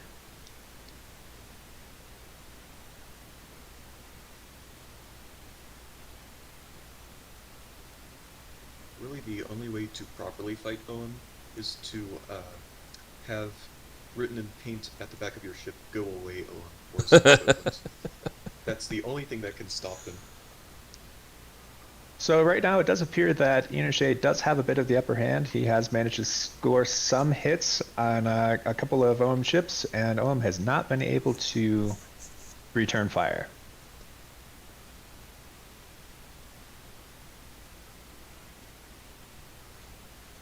It's entirely possible that Owen might be kind of taking the hits for now and just waiting for the Ring of Death to shrink a little bit. That's true. Once the Ring of Death is small enough, Inoshade's maneuverability will be a major problem.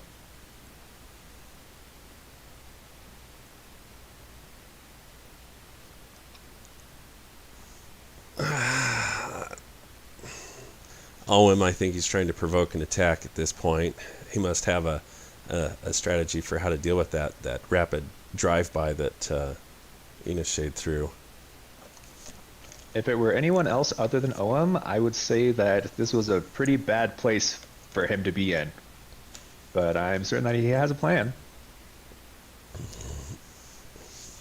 That's the problem with winning tourneys and showing up with epic meta destroyers, is that if things don't go quite as well as you'd hope, then you have to deal with the derision and shame and scorn from your local community, wondering what exactly made it so that you dropped your fundamentals when you've won tournaments before. But yeah, better have a plan. Don't disappoint us, OM.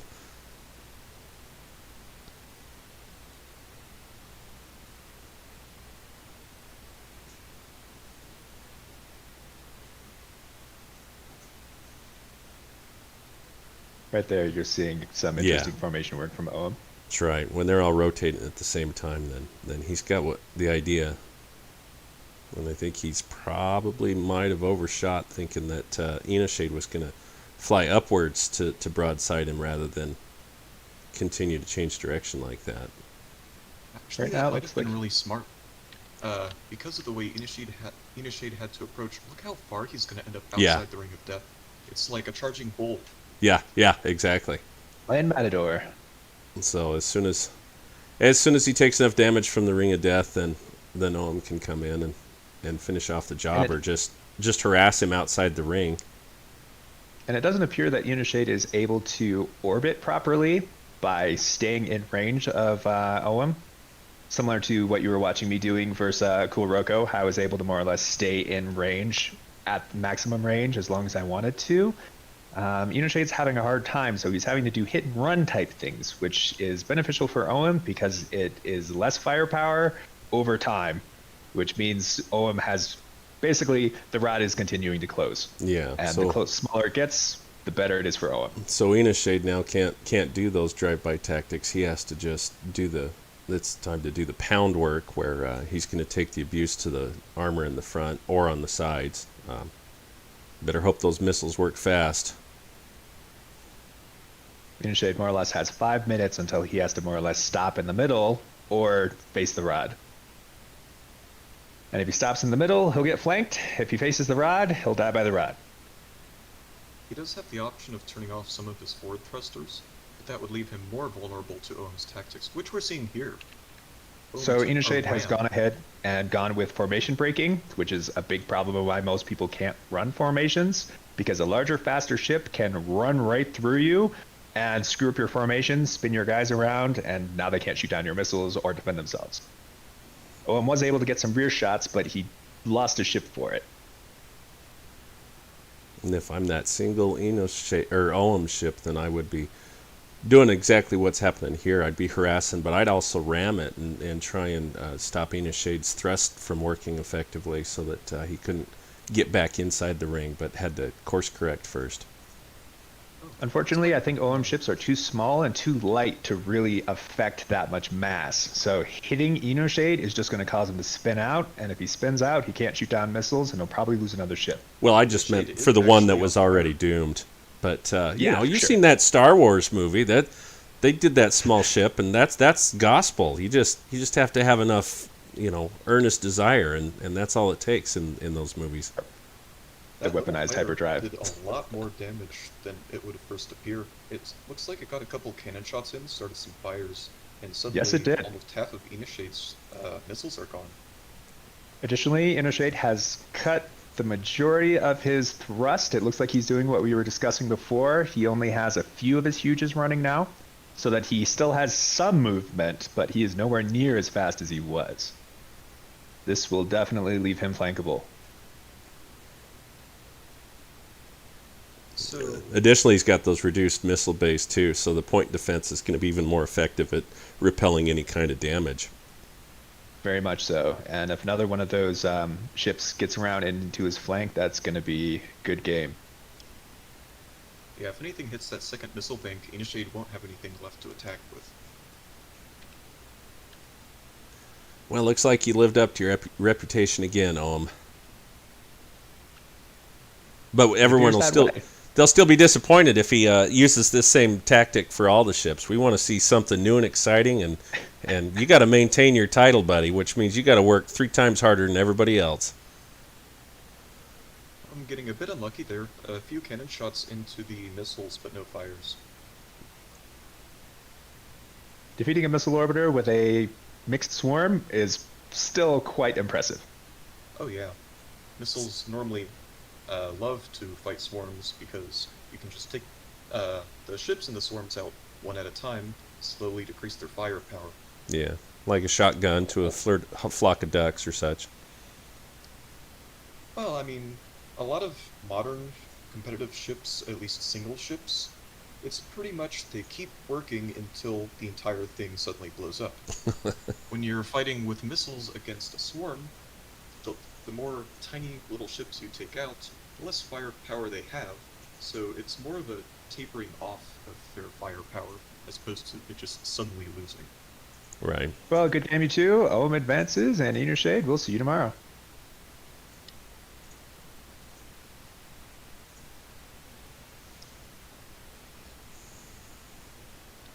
Alright, next round is Continuum versus Polar Bear.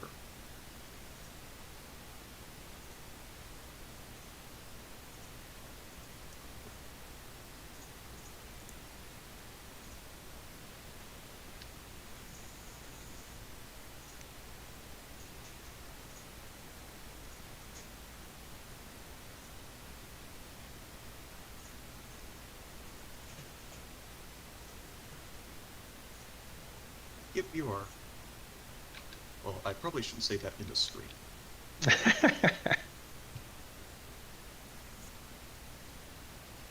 Yeah, your kibitzing isn't quite up yet.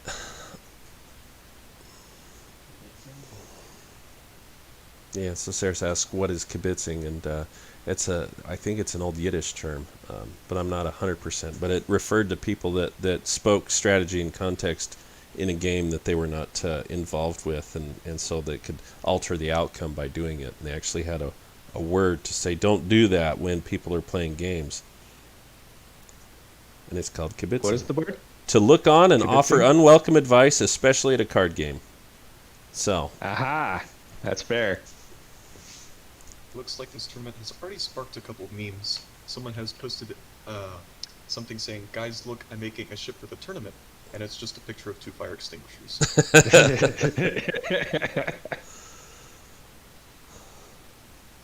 Well done.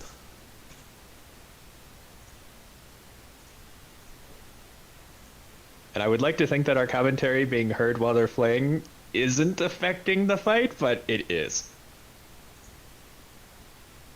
But hey, Well, that makes for a unique tournament, I guess. right. As far as I've ever been concerned, is these tournaments. Obviously, there's going to be some chat and some talk and conversation that's going to affect the game. But when you're doing streams like these, you're trying to increase your fan base. You're trying to get people to notice and pay attention and see that there is a fascinating multiplayer component to this that is worth watching and listening to other people talk about. So in all of that being considered, you need this to be entertaining first.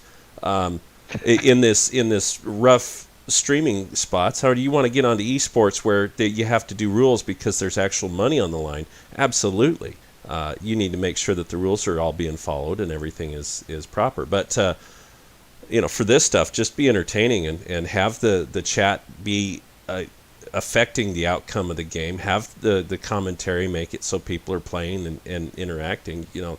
You can't just have 3 people having a nice time in a conversation and then having everybody else that's watching is only excited for the 2 or 10 or 5 minutes that they're actually doing the battle. No, you got to make it entertaining all the way through. So you got to get the jokes. You got to have the chat stream. These are the techniques that all the super famous million Twitch streamers have. That's why they're always narrating. It's great when they talk the technical, you got 7 lasers and he's going to be able to outdistance him by 2, it's important to have all that technical information, but if you're not making it interesting, after a while, they'll be like, these guys, they're passionate, they know the details, but I want to have fun when I'm watching this, not learn all the intimate nuances of the video game. Right. And I learned this from watching StarCraft Brood Wars tournaments and such, because I'm old enough that I was around when the flames and fire took off on esports in that regard. I mourned when the first guy in South Korea died from playing StarCraft for 36 hours straight. That was a terrible tragedy, but he was living the dream. That fight between Polar and Doomderp. Doomderp's on fire. Polar Bear runs away. He wins. Polar Bear turns on Retro Boost. Being said, though, you do have to at least provide a surface understanding of the game, because one of the big parts about increasing your player base is, in streams like this, people that have never seen the game before need to really know what's going on. Absolutely, yeah. Be disinterested. You've got to get your facts and your details down, otherwise you'll get a lot of I'd say younger players, 10 or 12 or 15, that don't even know how to tweak their ships in technical ways to get that increase and to make them competitive. Therefore, having commentators able to say what's happening, how many rail accelerators are involved, that stuff really matters.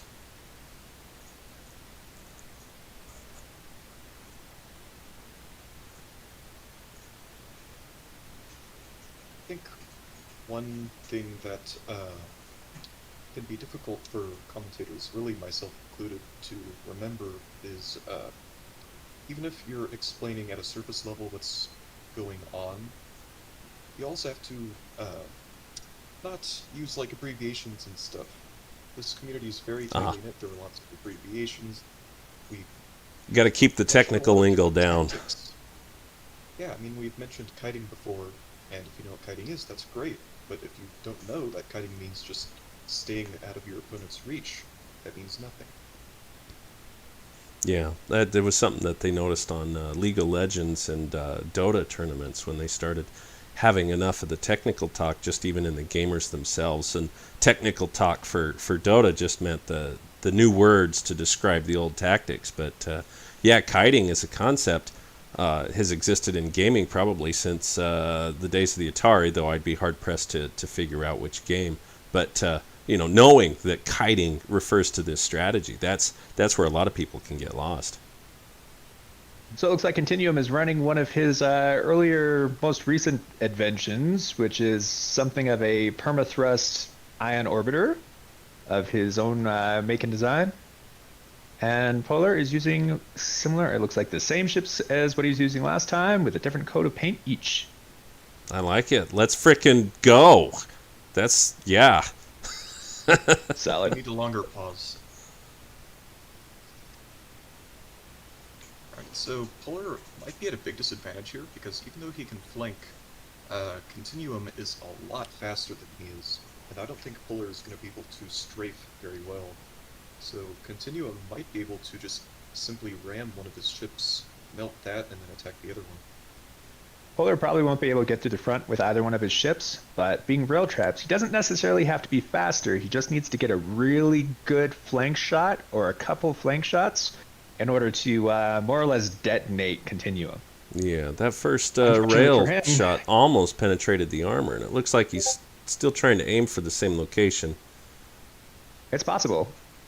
But it looks like he's probably going to end up losing one for this. And if he loses the one, the other one's going to have a significantly harder time flanking. Yeah, to be honest, I don't think there's much he really could have done about that. He's decently fast, but Continuum is just so much faster. What he can do, and you see this oftentimes with slower rail fans or slower rail traps, is use space your rail traps in such a way that the faster opponent can't ram one without exposing their rear to the other one. And if he had done that, he might have been able to get a good shot right down the place where there is no armor in Continuum's rear, which could have put a shot right through him and ended him immediately. It looks like Continuum having to compensate for that other one that's coming made it so that he wasn't able to finish off the first one. I think that also Which something could make it so that the Go ship, well, fires, yeah, Saris is pointing out the fires are almost at the third rail on that one, so it's effectively decommissioned. Yep, and there it There goes goes. the last rail. So unless he aggressively advances using his rear to launch mines in front of Continuum ship, that one's mostly done, so... One good ram is going to make that good game. Yep, that's good game. Now Polar Bear does not have the thrust to get out. He's going to lose his 3 rails, and at that point he doesn't have any win condition other than sumo, and he's at a disadvantage for that too. Yeah, we'll probably be seeing a forfeit here. Hopefully. It is possible, and honestly advisable, for Polar Bear to continue fighting because he does still have mines on that other ship. He does still have mines on both of the ships, and it's possible he could get away and sit in the center because that orbiter is going to have a much harder time in the center than they will as far as staying and playing the rod. So it's possible he could still pull out a win. It's just not looking good. Yeah, that laser, those lasers would make it so that, well, and they're not called, what are they, ion, whatever they are. Those red lasers. Anyway, if Continuum just stays mobile, then even in being in the center and putting out the mines, he's not going to be able to stop the damage from coming. So you have to maneuver, you have to dance, and then Continuum has already proven to be the more superior ship for maneuverability. It's possible he could just try to get himself stuck on Continuum and continue to not get taken damage. I forgot about the super glue defense. Yep, just stay on him, don't take damage, and the advantage that he has there is Continuum is more likely to explode before him because of his lack of maneuverability, and the fact that any one of those prisms goes up will destroy the rest of them. Yeah. Polar does have a really big disadvantage here, though, which is a lot of his thrust is retro thrust. He can only really go backwards. Yep. Effectively. And his mine layers are also in the back. So by actually moving, or fleeing in this case, he's running into his own mines, so his only weapon is just kind of self-destructing. Looks like he's going to get a little rod damage on Continuum, though. which, given that he has 2 ships and Continuum has 1, Continuum going out into the rod for 1 ship is definitely not worth it. And if he spends too much time out there, that'll be a win for Polar. Oh, he's kind of turning it into the Ring of Death. That might be a little greedy. Oh, he's turned off his permathrust. That's actually kind of smart. So by doing so, he doesn't shoot himself as far out, and it gives him a bit more time to actually keep fighting Polar Bear out here. It's still a little risky staying out for that long, though, especially that far out. Well, did he turn on his permathrust again? Or it's just his main thrust? Anyway, Yep, his permanent thrusters are back on. get back He's trying inside. to get back out of the It's rod. cold outside. But I gotta get home. He did take about a third of his total hit points in damage, which is not insignificant. And it also gave Polar some time to throw some mines up, which are now going to be significantly more effective because Polar's lost a lot of hit points. You can see his side armor is not looking so good. Yeah, it almost took it all out, and then there's more mines he's coming into. The game's not over. Yeah, hard hits. Yeah, I was wrong. Continuum seems to be taking those mines head on. It's not really the best plan for 2 reasons. Firstly, running into mines is just always a bad idea. But, secondly, the faster you run into the mines, the more damage they'll actually do. So, by going full blast into these minefields, he's taking a lot of unnecessary damage.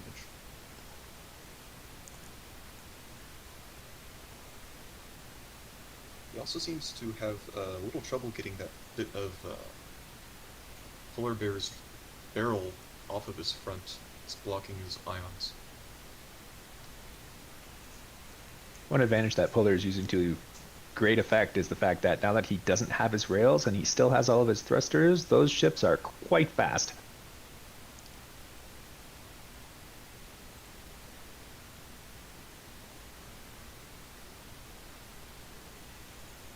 Right, Continuum has turned off his permathrust, so he's significantly slower now, but more maneuverable. Oh, also, in case nobody has heard of permathrust, that is basically taking a whole bunch of huge thrusters, which have the big ramp-up time and everything, and essentially putting them on a different ship that boosts your main one. That way you get the huge thrusters and their really powerful thrust going constantly, while the rest of your ship can maneuver freely. If you just had all those thrusters on your ship, they would turn on and turn off as you try and turn and do various maneuvers. This is for all the Star Trek fans that know that the space battles that happen in Star Trek are far, far, far more infinitely interesting than just launching photon torpedoes over and over and over. Which, you don't see a whole lot of maneuverability tactics in the Star Trek. So, being able to talk about the technical aspects that make it so that your engines and your thrust speed and your inertial values, etc., can give you a better sense of space battles. But I getting back to Star Trek, they don't really sell that too much. Mostly it's just people talking, as far as I was ever convinced. So Continuum's getting some sustained damage on Polar now.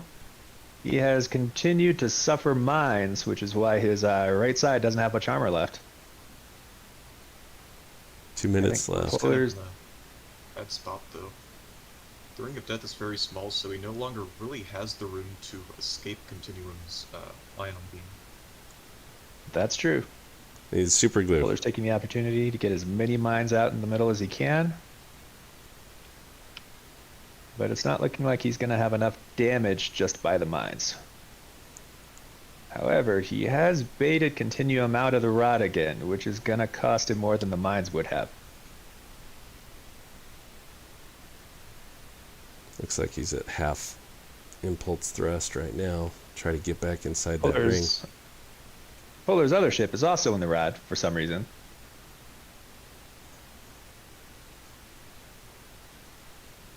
Rod standing for Ring of Death. That is correct.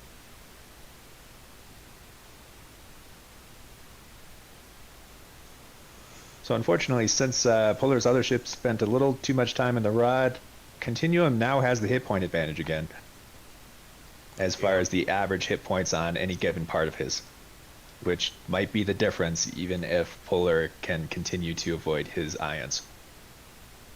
Yeah, it might It's a just be lot me, worse. but this has been an intense battle, even though it's been kind of slow. I haven't seen any of the other ones where it's so neck and neck for so long. Yeah, this is an amazingly close battle. It's another good example of why you shouldn't forfeit too quickly or give up too quickly, even when you suffer a great setback at the beginning. Okay, to be fair, I didn't remember he had pockets. That ion is going to do a lot of damage at this point, but it looks like Polar's got a little ram out there to try to get him out of the rod.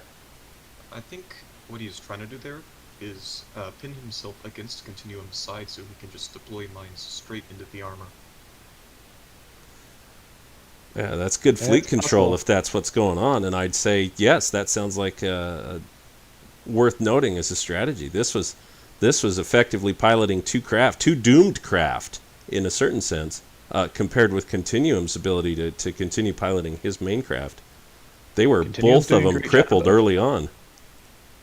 Continuum's doing a great job of staying closer to the center. Once the, as Redstone explained, the farther outside of the rod you are, the more damage you take. And the farther from that little dot in the center, once the rod closes, the more damage you take. So whoever's closest to that takes the least amount of damage. Once the ships get really, really damaged, though, Continuum will probably have the advantage because Polar Bear doesn't have any shields. Continuum does. Shields are the actual shield, not the generator, but the shield itself doesn't take damage from the Ring of Death, so it can still There goes take some one. of these mines. Whereas Polar Bear has nothing to defend himself with. That's true. So And that- Polar Bear yeah. is about to pop. That ion beam is just melting through the damaged armor and everything. Good battle, close battle. Right. Good Very job, good. continue. Good job, That both was players amazing. on that one. Full marks, Polar Bear, for tenacity. I always appreciate that.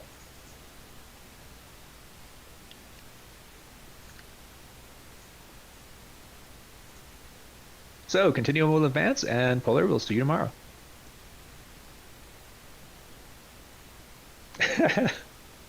Get some time to shake it off, Continuum.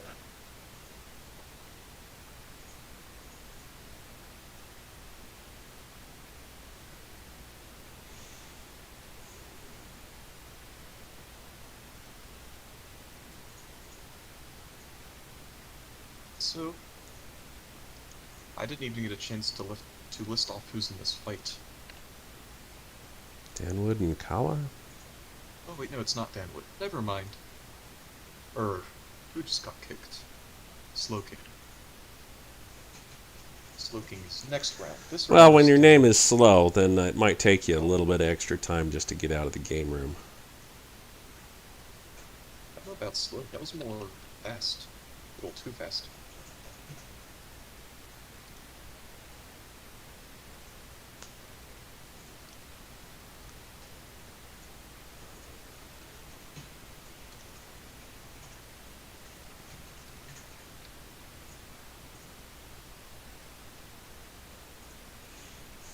Danwood and Kawa.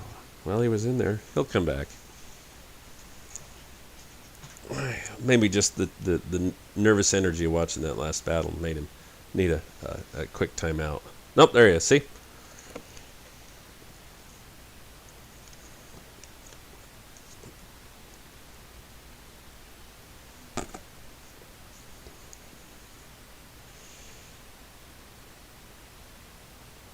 Looks like Quala, whatever, is using the same ships as before. A bunch of different ships look like they're for domination, probably.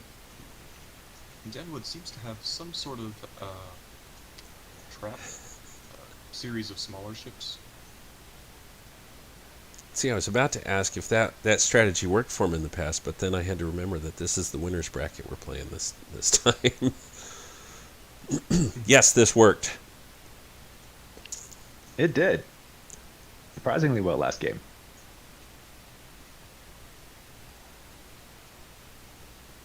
So, brute force versus fleet tactic. So it looks like Dan Wolf is running a all-forward orbital style thrust with mixed firepower. I was wrong. It does not split. No, it does not. It's fairly common for walls these days. It's like he's going to eject his crew containers, but didn't see any crew that was in. So, superior fighting tactics. Superior crew ejection.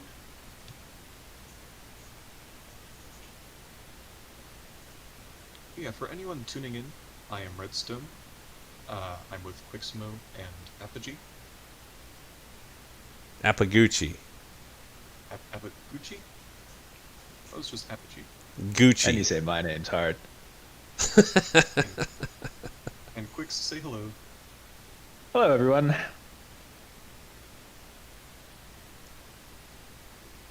And Kawa has confirmed that he is in fact using Dom ships, as was my suspicion. Dom ships tend to have a reasonable amount of forward thrust, a good amount of survivability, and a great deal of firepower.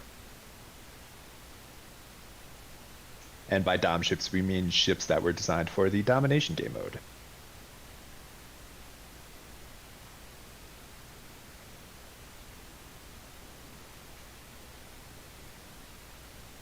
I heard the hubbub, but I didn't quite fully understand what the domination day was. That was where it was you needed to build ships for a certain task that was prioritized that day. Was the task? It's the yeah. Go ahead. It's a full game mode. The domination game mode, similar to elimination. They're built for being small ships that are relatively cheap, that have a ton of firepower, reasonable survivability, and they hold territory for the domination game mode. Yeah. Yep. Yep. Push the other guy off and hold it longer. Unfortunately, domination ships typically don't do that great against elimination ships because unless you're OM, having one ship is usually better than having 5.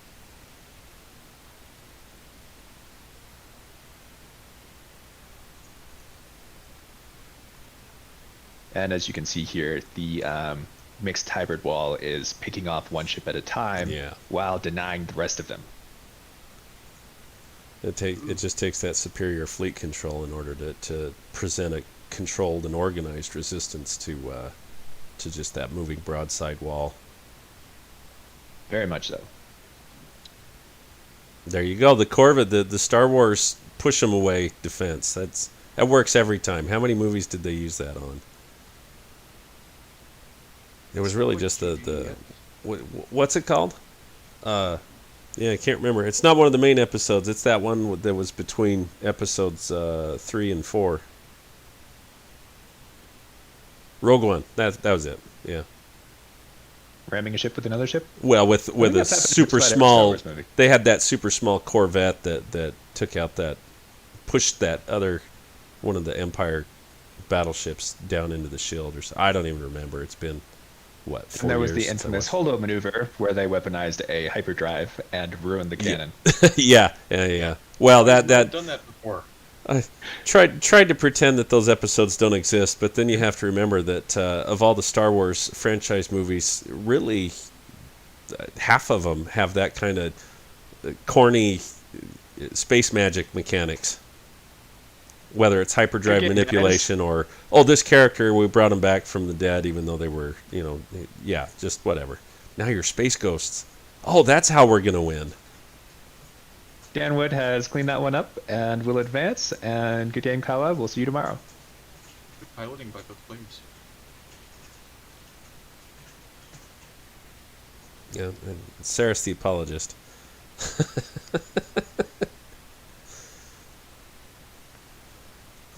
But yeah, I agree. The idea of weaponizing anything is fantastic. When the game Mass Effect came out originally, there was a lot of hubbub in the gaming world, just talking about how it was a video game and it had the programmers and developers that actually had a passion not just for video games but for space and how to try and navigate it. And so they put what you wouldn't, you still can't call it really feasible, but they put in like science appreciative of the vastness of space and how they might deal with some of the engineering and physics problems of traversing the area. And so it was a video game. It was, for the nerds and by the nerds, and video gamers in a lot of cases were still considered nerds back during when Mass Effect 1 came out. But it continued to develop the process where these nerds, these video gamers, actually had science and legitimate physics questions. And this was also about the same time that the PlayStation 3 was coming out, and a lot of excitement politically was involved in the fact that they were talking about linking these PlayStation 3s and using their latent processing power to assist with real-world problems out there, like protein unfolding for medical problems and such. And there was a big hubbub back then, but yeah, definitely bringing in the science of things into video games adds legitimacy, but it just proves that it's not the same old thing that a lot of politicians keep arguing, which was electronics and media through electronics was the nerd, was the engineer's play, when it's more comprehensive and versatile. Makes it so that gamers such as myself that grew up under the shame of being called nerds and losers now get to put more refinement and excitement into saying, no, it's a human thing to interact with these machines and video games, but it's beneficial too. Anyway, thanks for coming to my TED Talk. No, you're fine. That's cool. It's an interesting talk. But I do want to catch us up on us having Slowking versus Nug. Slowking looks like he's running a... Ooh, he's changing. Actually, I think he only just changed the color. It looks like Slowking's actually running a TV Railware. I don't know where you got that idea. And Nug...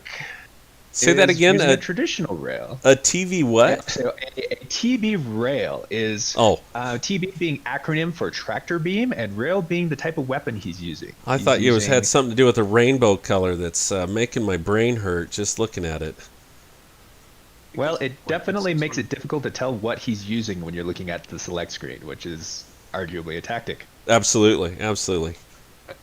I think the main tactic here is just you don't want to look at these things. How can you fight something you don't want to look at? There you go. That's Make fair. it pretty. It's also a little bit harder to find where some of the important things are, like reactors or the CR. Oh, there's the CR. Yes. And Saris pointing out he calls it cancer paint, which it was a lot more noxious in other tournaments that I'd seen, and I think that people should, if they can, should put more of that in there, where you're weaponizing aesthetics. That's beautiful. My art is more neurologically shut down capable than yours. You don't have to beat the enemy with battles if you can incapacitate them through a seizure. So as far as who has the advantage, I would say that it's an interesting discussion because one ship is using tractor beams, the other one is not. And that means that Nug has the advantage if Slowking is unable to get an advantage with his tractor beams. So he's going to have to get some work out of them. Otherwise, Nug has the advantage through sheer volume of firepower. Other than that, really, the ships are kind of similar. This is probably going to mainly be a fight between high firepower and better control. As well as shielding. Both of them are front-loaded for armor to the core, but whoever's armor gets penetrated first had the inferior design. A shot down the rails. In fights that are railgun against railgun, you always want to be the first one to turn towards the opponent. If you're the second, you'll almost always get hit right down the barrel, which is not what you want. Yeah. That can go either way. The other caveat that you will see, some people, particularly if they have shorter rails, will choose to get hit second and will try not to look at you until you've already fired your volley in order to control where you hit. So yeah, now both of them have lost rails, and the bottom ship, Slowking's, lost 50% already, so he's got to work even harder now. He's trying to work those tractor beams. Nug tried to screw him up by ejecting his front, and Slowking pushed it right back onto him.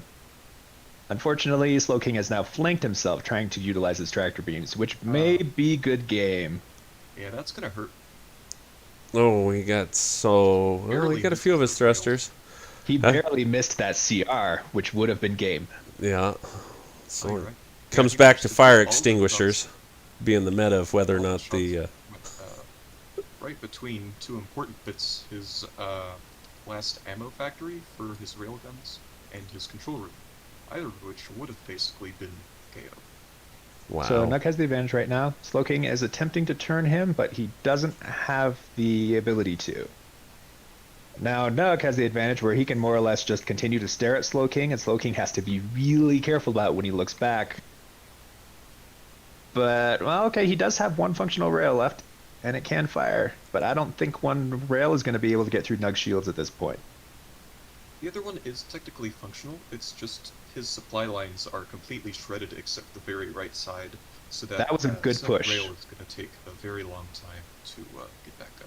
If Slowking had done what he just did earlier, he probably would have beat Nug, but I don't think he has the firepower left in order to get through his side armor. Yeah. That If was he- a very good push. If he engages the super glue defense, then it won't matter. He'll just continue. No, and he wasn't able to stay linked. Nope, he can't do it. He doesn't have the thrust left. Ooh, But he very continues nice. to push Nug to get him to overturn. If he can, yeah, if he can That keep the is- tractor beam going as he is, then he can keep doing hits just like that. Another hit or two, If and he'll Slowking take had out. one more rail left, that probably would have been game. Mhm. Both times. Yeah, Good use of beams tractor really beams, it's join just the late. power. Tractor beams are what? This is a match that really highlights how powerful tractor beams can be. That's true. Unfortunately, Slowking tried to do the rail fan fight when he started rather than relying on his tractor beams. If he had tried to go with his tractor beams first and saved his rails, he probably would have defeated Nug based on what he's doing now. Unfortunately, he doesn't have any left. I think he was What's still that? trying to get within tractor beam range at that point, and he just decided to do a single sweep, maybe get some extra damage in, and he got unlucky. Yep. Oh, that could hurt. So thanks to his tractor beams, Slowking is still in this match, and it could still go either way. Apologies for stepping on you, trying to say sorry for stepping on you. It's all good. I didn't even notice. It's an interesting fight. Yeah, so at this point, Slowking is using his tractor beams and his superior thrust to keep Nug out of the arena. He's actually using pull right now in order to try to screw up his shots, which may or may not backfire in a moment. You definitely Well, I have to think have he's- the armor to repel Yeah. that kind of an assault while you're doing your That's tactic. true. That's Gotta be real careful. Yep, he took another shot well, down the and both of barrel. them are gone now. So So now he's just a sumo shit. play Now sumo it is a wrestle. sumo match. Oh, Oh, he eject his he just- armor. He was using He's probably using it to try to push him. Very Successful well hit. played. And now he's turning, but he's also exposing his rear. If Nug that gets the could shot. hurt. I think the distance will be too great for it to have an impact. It's looking Nug that gets a way. little quick hurt, that could have been the end of the game right there. So now Slowking just has to try and keep Nug outside the ring. So this will be a case where Tractor Beam made the difference in the victory. It may be, although ejecting that armor means his front is now significantly weaker, which may come back to bite him if Nug gets back into the rod. Could he have pulled that front plate that he ejected back with his tractor beams? And I know you can't reattach could it, but have. he could have held it and then used it He as, could as a sweeper to keep the trash out of the ring. That'd be a neat meta to see if someone had the piloting capability of using that strategy. Unfortunately, when you eject armor to throw it at somebody, it usually doesn't buy you very much time, and you usually just end up with less armor. He could have used that and more or less just tried to stay slightly outside of the rod and used his tractor beams to try to play keep away with Nug.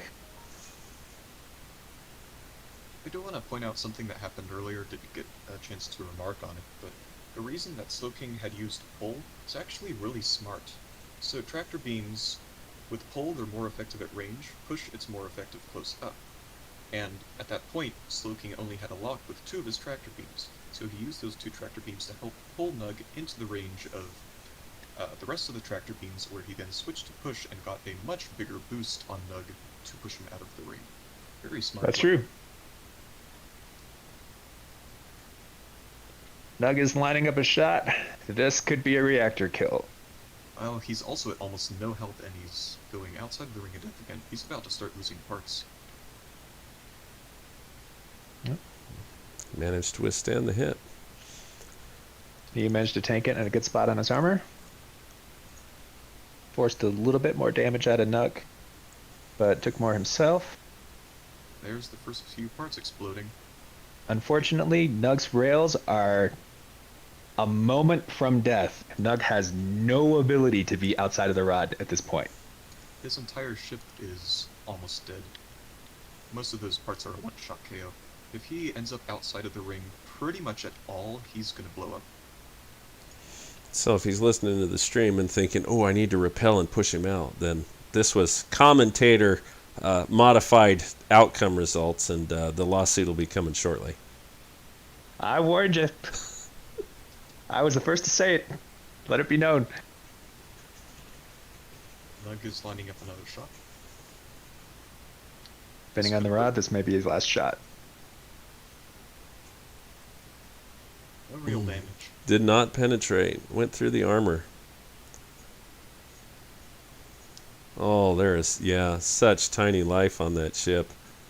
Saris is highlighting just how close to death it is.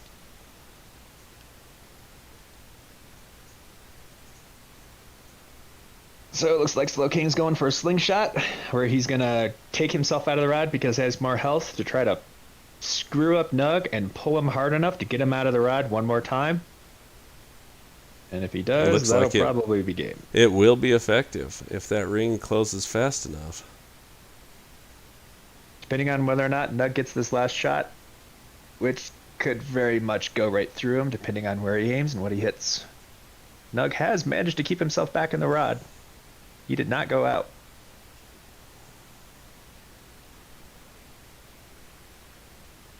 This has more or less turned into a pure sumo. Slowking has done an amazing job of keeping Nug from attacking him. Great piloting. Nug knows that if he turns to take the shot, he might end up out of the rod, so he's not. He really should try to take shots though, because in about 60 seconds here, the ring is going to close and he's just going to blow up anyway. That's true.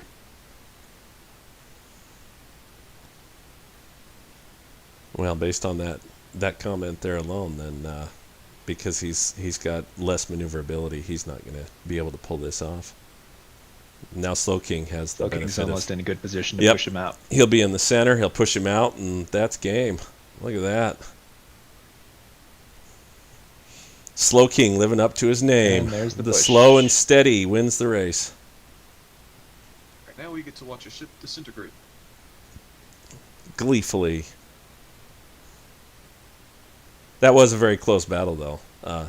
Yeah, both contestants need to know that their tenacity was superior here, and it just kind of came down to letting the evolution of the battle present who Good was games, going to you two. That win. was But good you were fight. so closely matched that it really didn't matter. It was you were standing in the presence of greatness. So Slowking will advance, and good game. We'll see you tomorrow.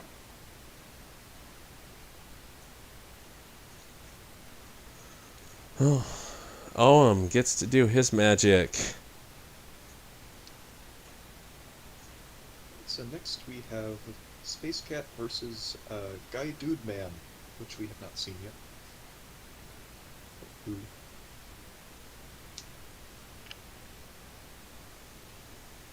Oh, I was off. Yeah, I missed that one. Looking at words is hard.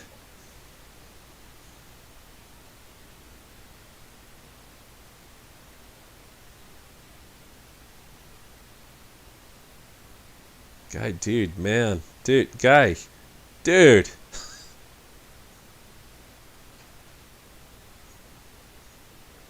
My name's Guy, dude, man. I'm a dude.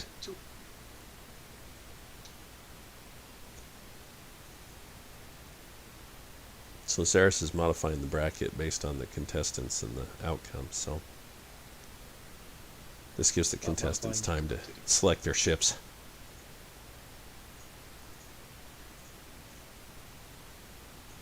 Get that last drink of Powerade, Mountain Dew, whatever your game juice energy drink of choice is. Or your country's equivalent.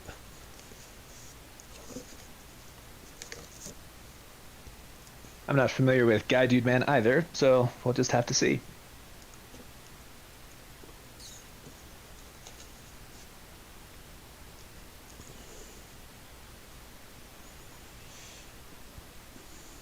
I appreciate the Space Cat individual that both put their name out there, but also put in a graphic icon of it too. That's really living up, and that's good dedication to your tag, your whatever you want to.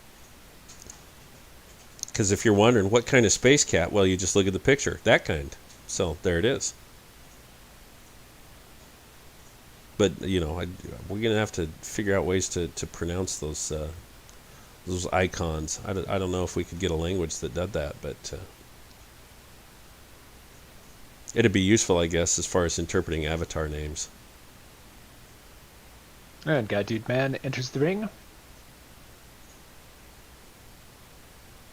Luke may or may not change your ship a couple times. We'll see.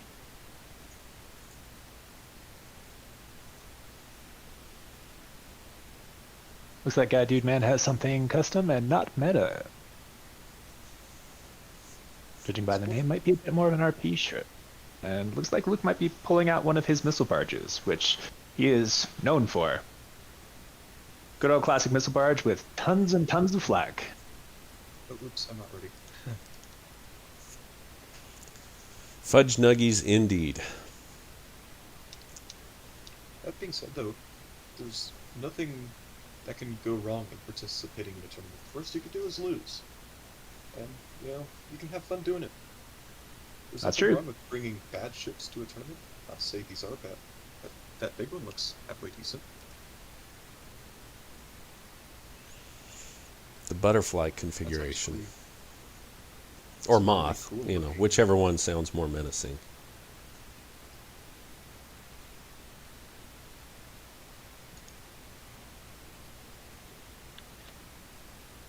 Alright, and Space Cat, as expected, has a missile barge with a whole lot of flak. So that flak is going to help shoot down most of the projectiles that are going to be fired at it. But that also means that it's rather weak to ion beams, because you can't shoot down a death laser.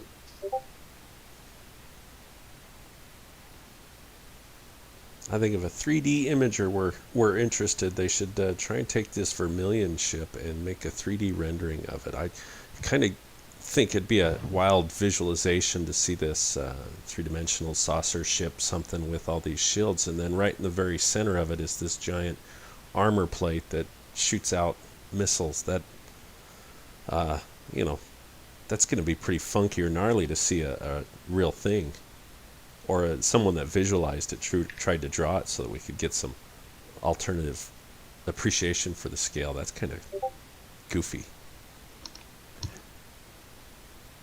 Be like a shield with a grenade attached at the front, and you just pull the pin and then let the explosion happen. Alright, Space Cat is in range, so is that railgun. Looks like Space Cat is not even bothering focusing on the smaller ships that Guy Dude Man brought. He's just trying to take out that big ship first.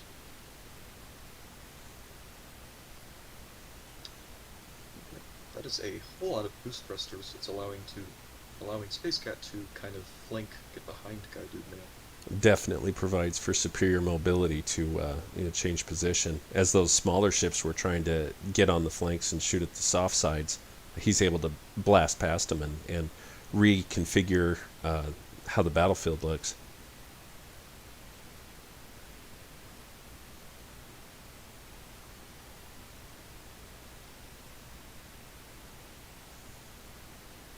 It's like when those prisms on Guy Dude Man's ship exploded. Not a particularly large explosion though, because there wasn't a lot of power going through it. Hmm.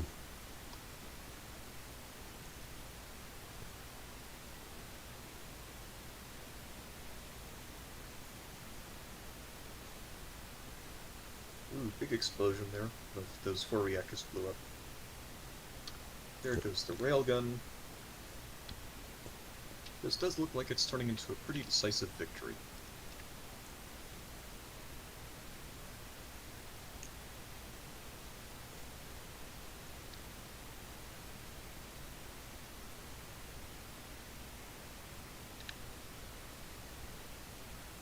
These are fascinating battles. I will say that the tournament approach to having people showcase their ship designs and battles, it's a good organizing event, because a lot of times in just the ongoing battles that take place just every day in the forums and on the server, they can start to feel a little bit mundane as people are discussing their tactics and just kind of fighting each other. But this manages to provide a sense of competition where everybody brings their best, and everybody shows off what they've been working on and what they think has been worthy of their time and efforts. That's you don't even have to win. You also just get to show off what you think you've contributed. Yeah, I mean, multiple times, major advancements in ship design have come from ships in tournaments that didn't even win. Yeah.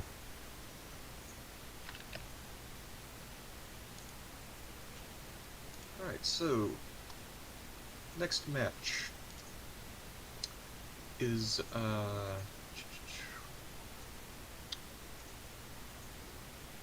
oh, that's actually it for the second round. Yep, Saris is updating the board again. So But this next round is going to be Ohm and Continuum.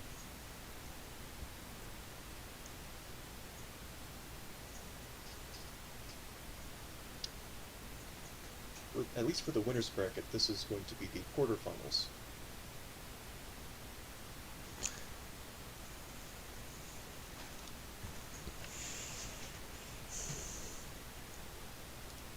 well, it is a good thing that Saris decided to do this over 2 days. The increased interest and participation has made it so that there's a lot more battles and a lot more time requirements for them to perform.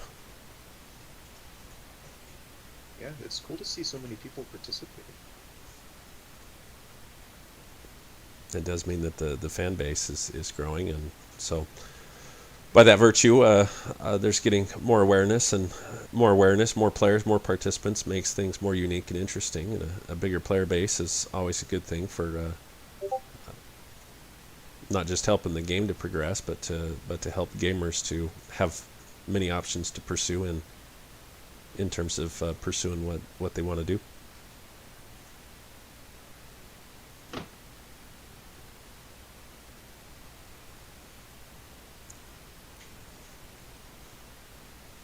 Alright, so looks like Ohm is bringing a different ship than before.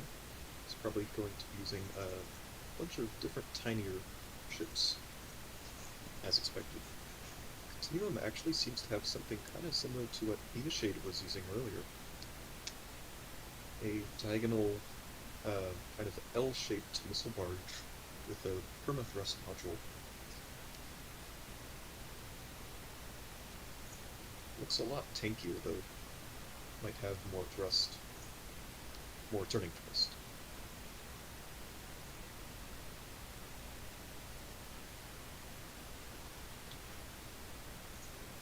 Seems that design has been quite successful for him, and he's really been leaning into it and maximizing how that wedge or whatever you want to call it with that secondary thrust module, one directional emphasis really goes, the triangle ship or whatever.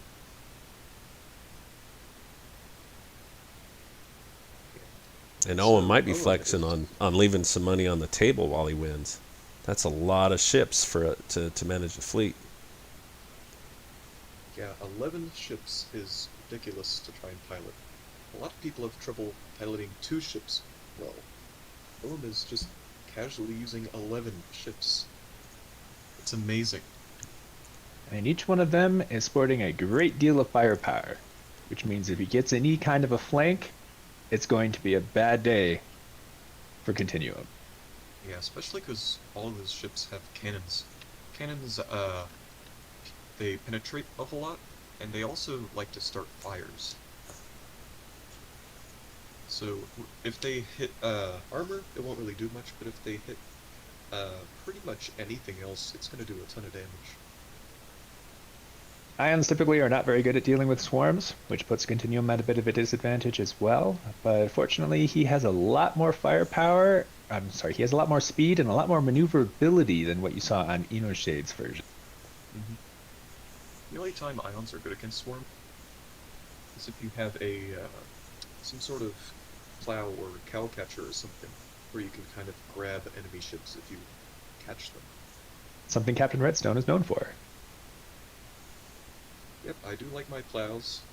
They have killed me sometimes, but they've also won other games. So interestingly, has split up in order to get a early flanking position. He may not be much faster if he is faster than Continuum, but he does have the ability to surround him with the sheer number of ships that he has. It looks like for now, Ohm is keeping those groups of ships linked. That's going to make it easier to control them, and it is also going to make each of their individual maneuverability better because they're wider.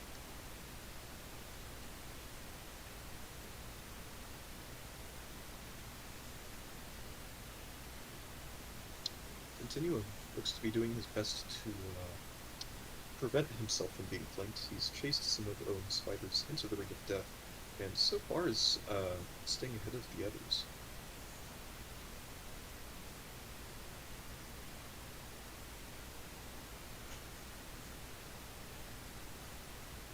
He does need to be careful though. Ohm is closing, and a lot of his ships are right where Continuum wants them not to be, behind him.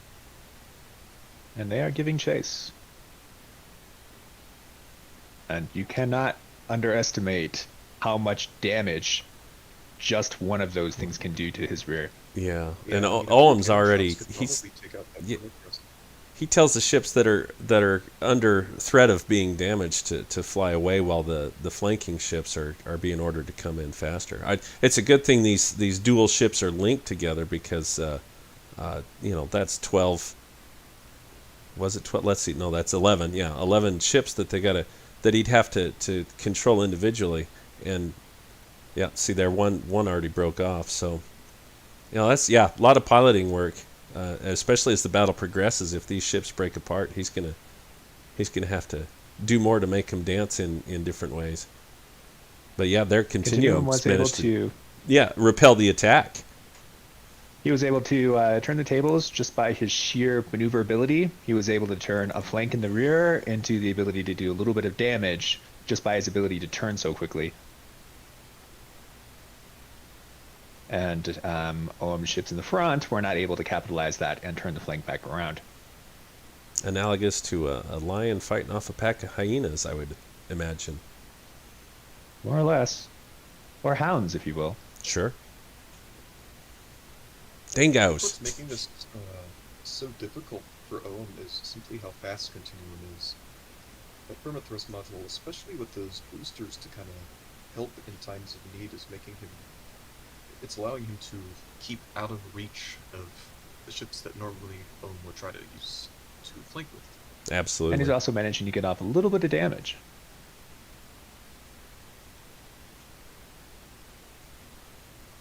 Once again, it drives home the fact that if you are going to use multiple ships, speed is of the utmost importance, because a faster ship will take advantage of your using multiple ships and make it actually worse than just using one ship. That all comes down to piloting, though. Multiple ships can be better against a fast ship if you position them correctly. Yep. Such as in the railgun flanking situation.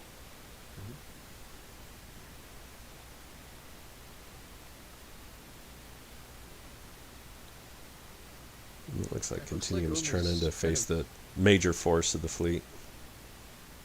which gives that 3 by a chance to come in behind. But again, the maneuverability, Continuum's just churning, rotating too fast for OM to react to compensate for. You'll notice a fair number of differences in the thruster core that Continuum is using versus what you saw in Inu Shades. You'll notice that his core seems to be a lot more stable and it doesn't move around as much as the one you saw on Inu Shade.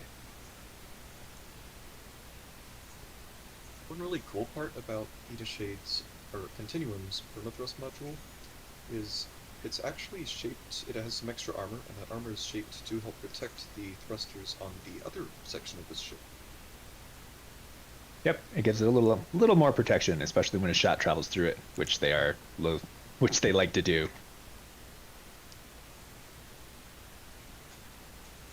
So at this point in terms of strategy, I would say that OM would need to fan out and form some kind of a net where, depending on which side that Continuum turned to, the other side would come in. But as far as, yeah, and here he's trying to form a circle, which I'd say is more or less exactly where OM needs, so that no matter which direction he's turned, but as long as Continuum is able to get outside that circle, they can't close the net in on him.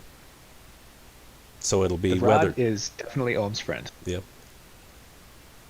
And then it'll come down to burns, who survives better outside the ring of death when it contracts upon them. Which ship will last longer? That'll be definitely OM. At that point, Continuum will probably have to cut some of his thrust, if not all of them, and that will give OM exactly what he wants in order to. I'm not sure what's going on there. Friendly handshake. Just saying hello. But you see how even that one little ship was able to take a third of Continuum's firepower for a reasonable amount of time, and it is mostly undamaged. Although that's going to hurt. Yeah, that was a really smart move by OM ramming there, because that actually allowed his large cannons to shoot behind Continuum's shielding. So now look at that, he got some fires going. Yeah, started some fires. Check for extinguishers. Continuum. There are Continuum extinguishers. fire extinguishers. OM came, or Continuum came prepared. Both of them came prepared. Yeah, this is a very close fight considering how close they've been and how little damage has been done so far.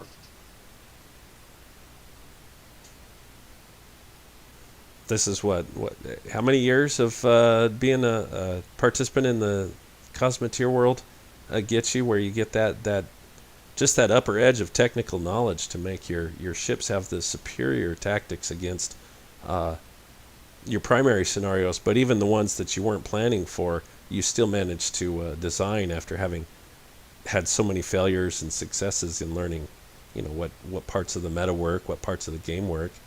And then the complexity of design behind the whole thing makes it surprising to me that Walt's been able to program so much of this so far just by himself. That sounds like a monumental task of just organizing, cataloging, and managing all those different tables in order to make it be complex enough that people keep coming back and trying to find new strategies, especially after Walt's tweaked fine settings on simple things like missile velocity or damage payload per strike.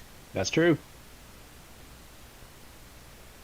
There is deepness involved in the programming, or just coincidentally, but either way, it probably makes it why the fan base is, you start out designing your ships exactly how you want them to look because you think it's cool, but also you get the damage potential or the maneuverability, and then you take your cool contraption to the forum and get decimated by everyone. And that's a discouraging moment. Well, if you can soldier through it, you learn more from your losses, and you learn more from your failed designs than from your successful ones. Yeah, and you got to accept that the community has shown you where your ships are weak, so you have to accept that criticism. Yeah, this game allows for a ton of different tactics. Even though it's a very simple concept, there's so many different things you could do, so many different things to improve on. Really, the only downside is it does make it difficult sometimes for new players to join, because the skill gap between kind of casual players and players that will play competitively is huge. Absolutely. I mean, it's That's not even true. a contest most of It'll the be time. easy enough. I think the community will probably begin to put, indications on their maps like amateur versus professional or novice versus expert. Something to demonstrate what you're looking for, whether it's competitive or just a friendly, blast each other and have a fun time doing it. Alright, so at this point, Owen has lost 5 out of his 11 ships. Not looking good for him right now. However, the Ring of Death is almost completely closed, and that's going to be bad because Continuum has the permathrust module. All Owen really needs is one of those hounds to get into his rear and to stick there for a little while, and that will probably be GG. Mm-hmm. Yeah, at that point, the only thing Continuum could possibly do is try to run away. And if you can't get that little fighter out of there, then it'll just eat his insides.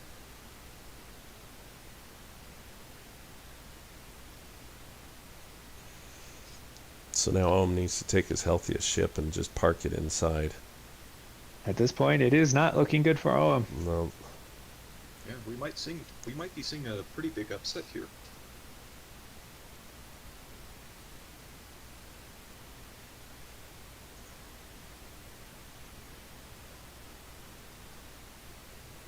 Well, and there it went. Wow, good game. Well played. Close Good match. game, Continuum. Good Very game, well. Owen. Good strategy for both. Continuum will advance. And we'll be seeing Owen tomorrow. I speak for the Cosmoteer community when I say that was unexpected.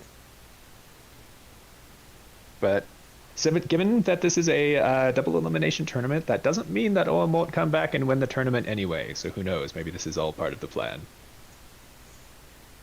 Knowing Ohm, it's possible that he lost intentionally. Alright, so next match is Denwood versus Slowking. When you're the king, your roar has to be the loudest.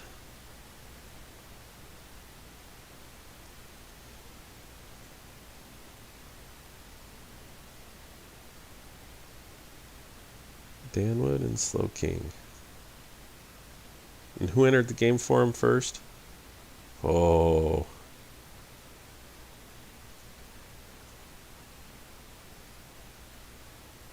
Slow King living up to his name. So will patience pay off for him? Is that part of his strategy? I mean, it kind of goes with his name, but that's what worked last time. So it looks like Danwood's breaking out the all-forward orbital style laser wall or mixed wall. And Slowking is breaking out one of his... Oh, that looks like the TB rail again, which is the tractor beam's rails. It's funny because the shape of it with the hook makes it look like an orbiter, but it's not.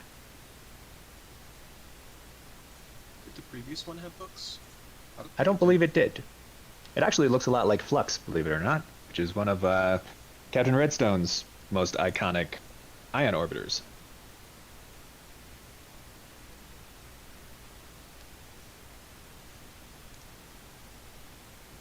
Looks like he has immediately, or Slowking has immediately detached his armor. He's going full speed.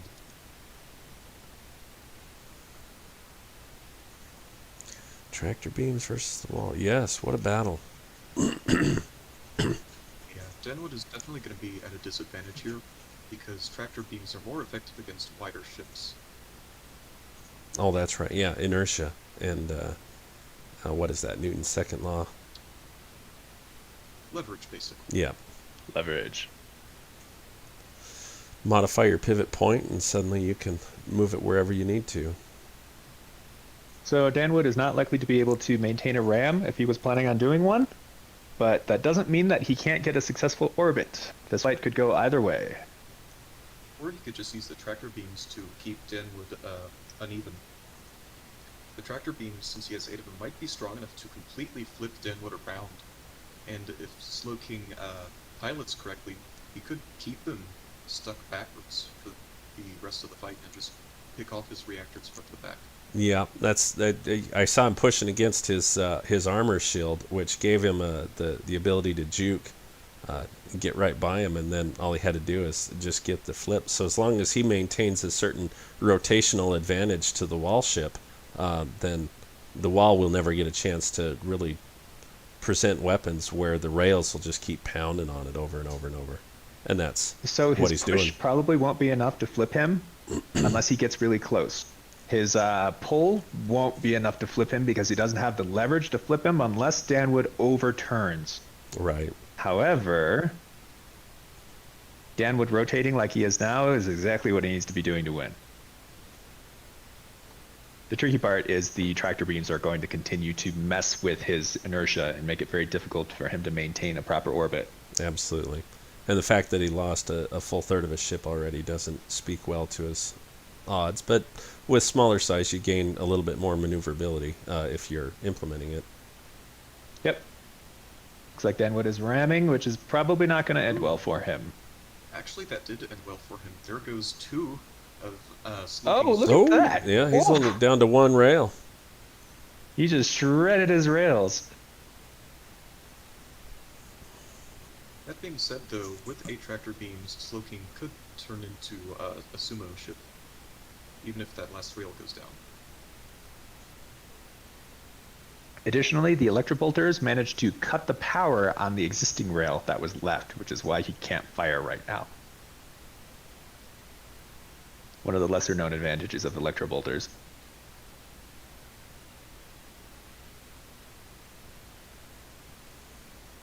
I mean, I think that's one of the main thing electrobolters do. Is Nope, just and there went up the last secondary rail. electrobolters.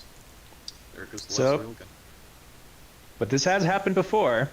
It may be possible for Slowking to pull one out. He will need to use those tractor beams as efficiently as possible, though, because he's already pretty damaged. He doesn't want to get any projectiles kind of in that middle section there. I think That's true. both of his reactors are completely exposed, nothing protecting them. And so far through the entire match, he's not been able to effectively use the tractor beams to stop the broadside, the wall, from being able to deliver some punishment. Nearly, it looks like every pass he's taken, he's been able to fire some cannons on him, which means that while his tractor beam strategy can work, it hasn't been effective enough in this battle itself to bring out the victory. But it did the last time. So, that's subtle nuance that makes it almost a situation where luck is a significant factor in who determines the victor of these battles as much as the gamer skill. I mean, they all Sometimes. come with superior ships and superior strategies, and then you just need the event to unfold to see which way it would go. It just goes to show how closely matched all you experts are at playing this thing. So Danwood's battle cry was invoking the name of New Age of Power, another well-known player who is not participating in the tournament, but I expect we'll probably catch the highlights. So far, Danwood has done a very good job of preventing Slowking from keeping him off balance. He's gotten a lot of good hits in. Slowking has also done a pretty good job of protecting what's left of himself. Absolutely. Great piloting on both ends. Because ultimately Slowking's job is to stall for as long as possible.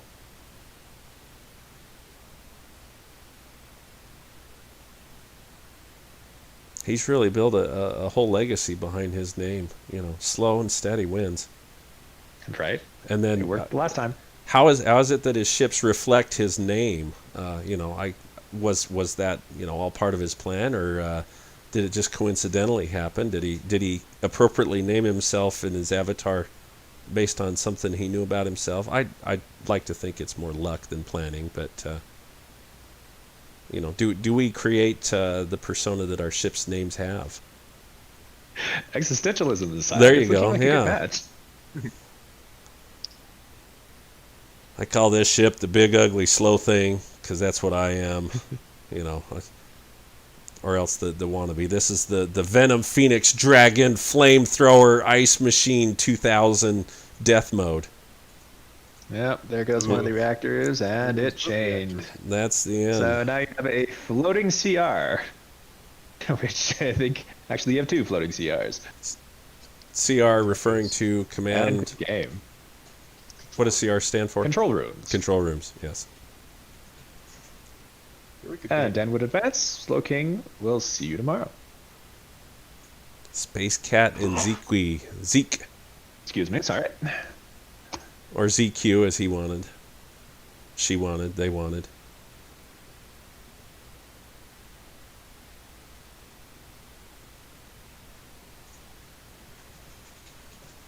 Maybe ZQ is Legion.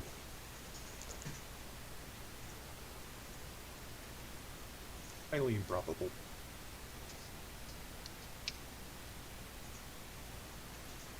So, Space Cat versus QE.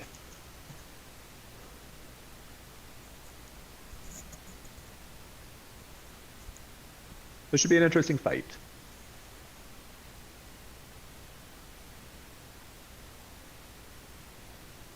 Having seen the 2 of these duke it out quite a bit, Zikui probably has the advantage because Zikui is known for very fast, very maneuverable, high skill type ships. And unfortunately, many of Luke's ships, that being Space Cat, tends to not appreciate things that are super, super, super fast. He tends to have trouble keeping up with them. But we may see new ships from either one, which could change all of that.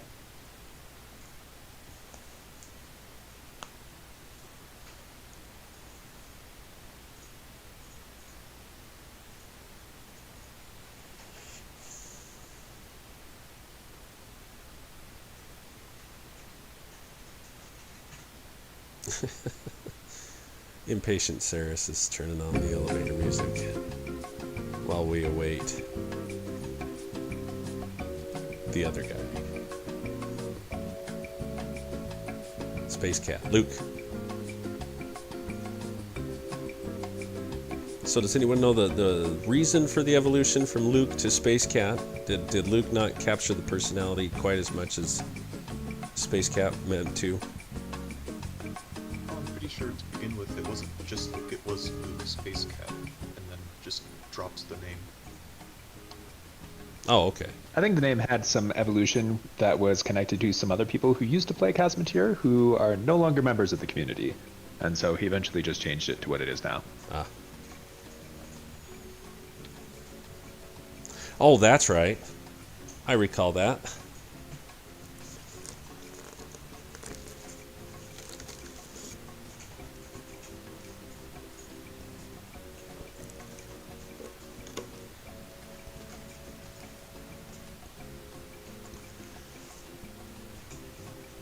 Oh. Holy While we're cow. at a standstill, I'd like to remind everyone watching to go drink some water. Stay hydrated. Existentialism, and now we got some soap opera going on.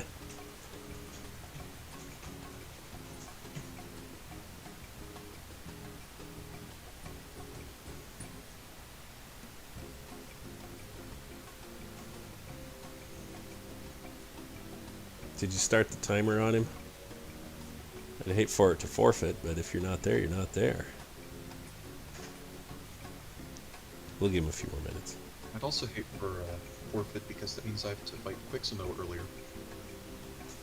It's gonna be great. It's gonna be fun. There he Fun is. For you.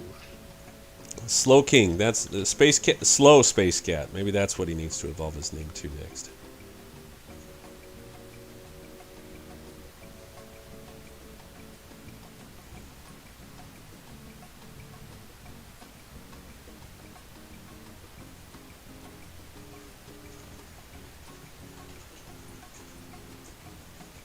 So Zagiri once again has what looks like a very fast missile orbiter that is racking 6 tractor beams. Tractor beams are something that used to be really, really good that was then nerfed into the ground and has spent several patches non-existent because of how terrible they were. But 2 patches ago, they were, where was it 1 patch ago? They were recently brought back. And now they're actually not as terrible as they used to be. You've seen a couple of matches where they've actually done reasonable good work, but the question is whether or not the tractor beams were worth the significant cost investment that it takes to have them. Oftentimes they are not. We'll see whether they're worth it in this case. So now you're Actually, looking in at the these current ships. version- Oh, go ahead. I was just going to quickly note that tractor beams are actually stronger in this version than they should be. They don't take as much power as intended. That's true. We made that observation last night, I believe. I think that was Ohm who noticed that. So now you're doing analysis on these ships before the battles start, and how are you getting zoomed in close enough to? I mean, are you squinting really hard, or how are you looking at their layouts without being able to zoom in the map? When you know life for enough hours, Okay, you can just kind of glance at it and know. expertise. Okay, Yeah. so you two can learn this skill to squint really hard at the ship and see exactly what's going on before the battle begins. I don't But even squint at it. I just look at the silhouette and I look at the colors and I pretty much know. Yeah, the silhouette is what gives a lot of different types of ships away. I mean, Yeah. kind of bell-shaped ships, like you see with Zikui, are most likely going to be some sort of missile, maybe rail orbiter. Additionally, tractor beams are very distinctive and it's easy to spot them on another ship. Yeah, they're big and blue. Not a lot of parts are blue. and even I'll bet even with the paint jobs trying to camouflage or hide them, you guys would probably still be able to pick them out based on like the structural design behind it. Which, whoa, that is. So this is a brand new ship by Zikui. I've never seen this before. It has a lot of tractor beams and a smaller than average missile payload, but in exchange it has mines.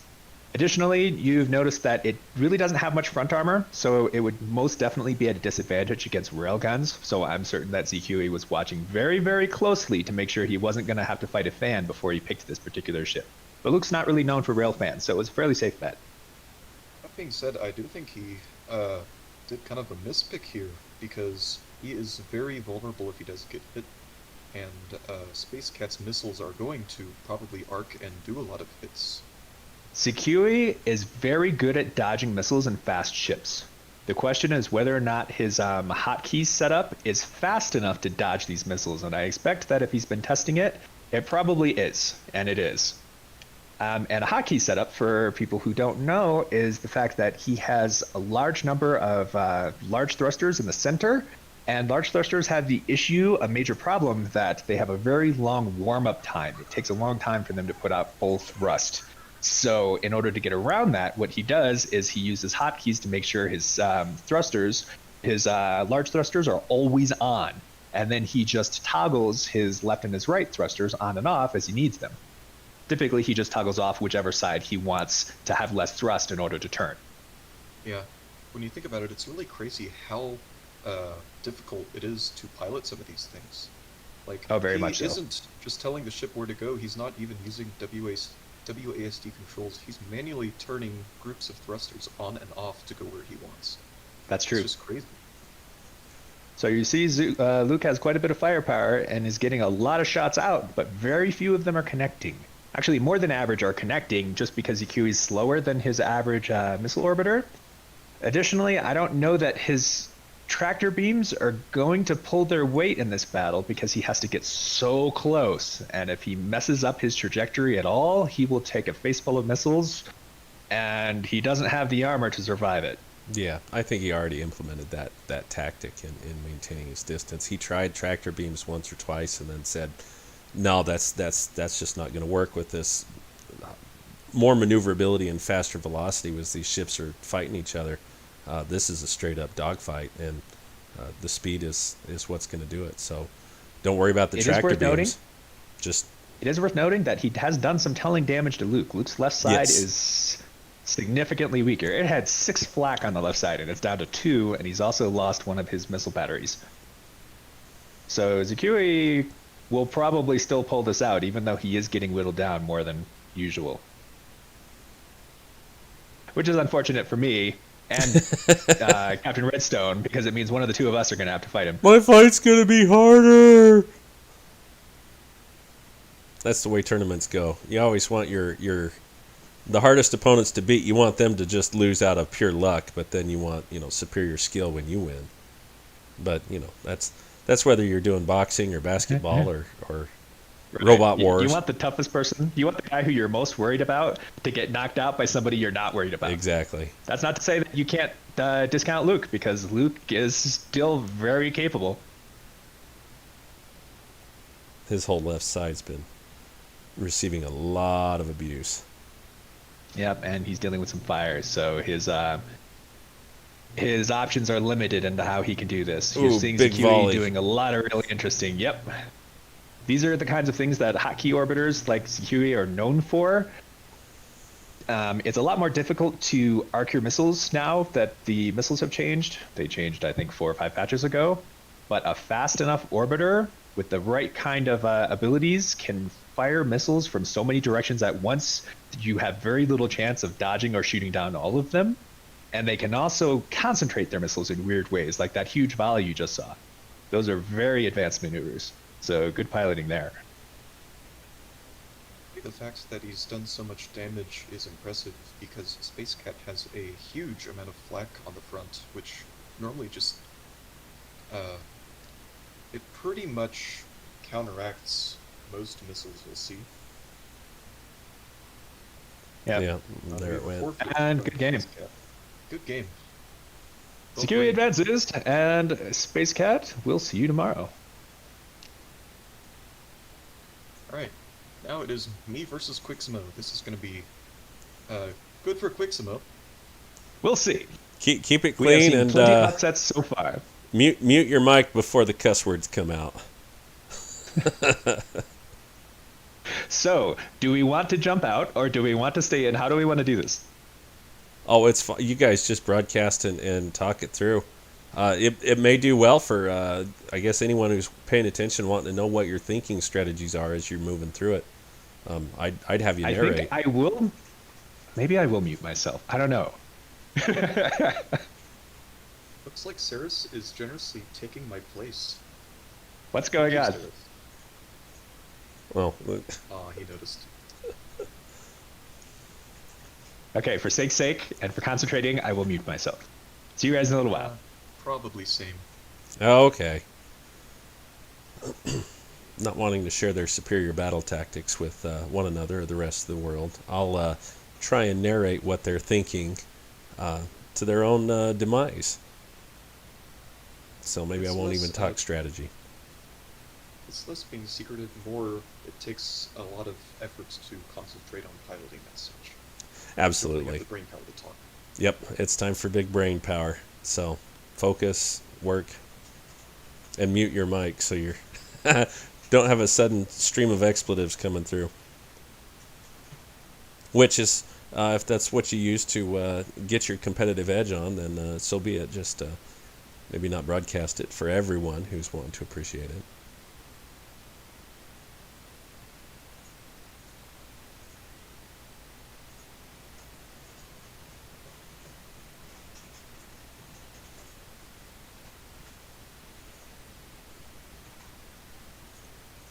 So, let's see. You're supposed to know what these are by looking at them. It looks like that bottom blue one from Redstone, his Osgiliath. That kind of looks like a trilobite configuration. You know, I see some similarities. It's got 2 antennae at the front, which I'm assuming are some kind of rail. You know, and I'm squinting really hard to try and get that. But then we'll go up to Quiximo's, his ship. That's looks like just a standard rail fan, lots of armor on the sides. I don't remember if it's going to be colorful or I don't think this is the colorful one, but so it's going to be 2 rails against each other.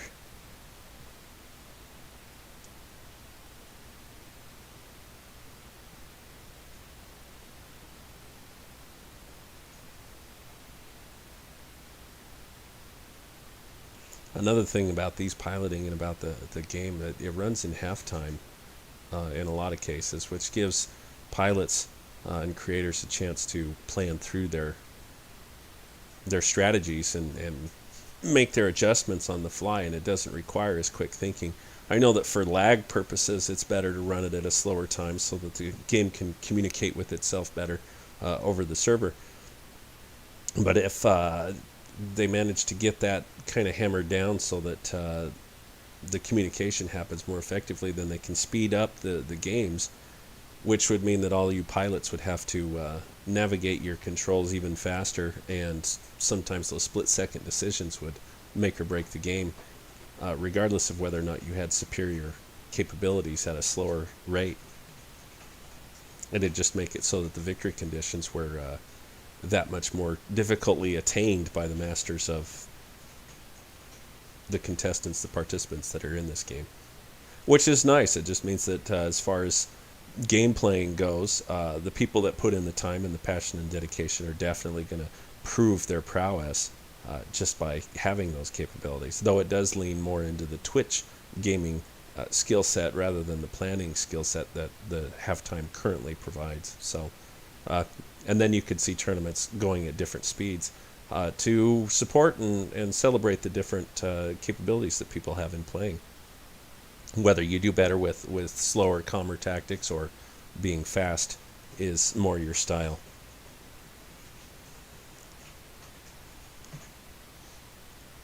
But it looks like the selections are done and it's time to engage.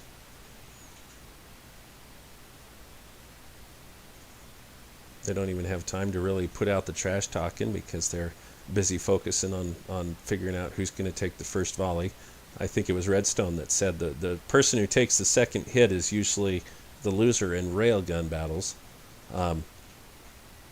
Oh, and so Sarah says it was Quiximo. So, Quiximo, if you take that second hit, then we're going to find out just how prophetic you were.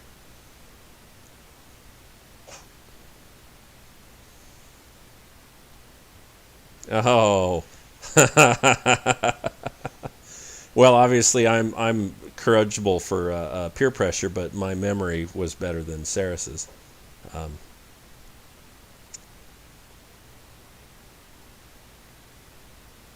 Either way. So, they would know, but this is something akin to a stare down or a display of strength moment where they just kind of slowly advance on each other. And, if you could do like different light patterns, they could do intimidation light patterns like cuttlefish while they're looking at each other before they get violent. More of that psychological. Oh, there he goes. And, yes, I like Quiximo's display of aggression using his tractor beams. Very avant-garde, and I bet if they could do different colors, and maybe Walt needs to do that, is get it so you can modify your colors for your tractor beam. You can display different flashing patterns and everything.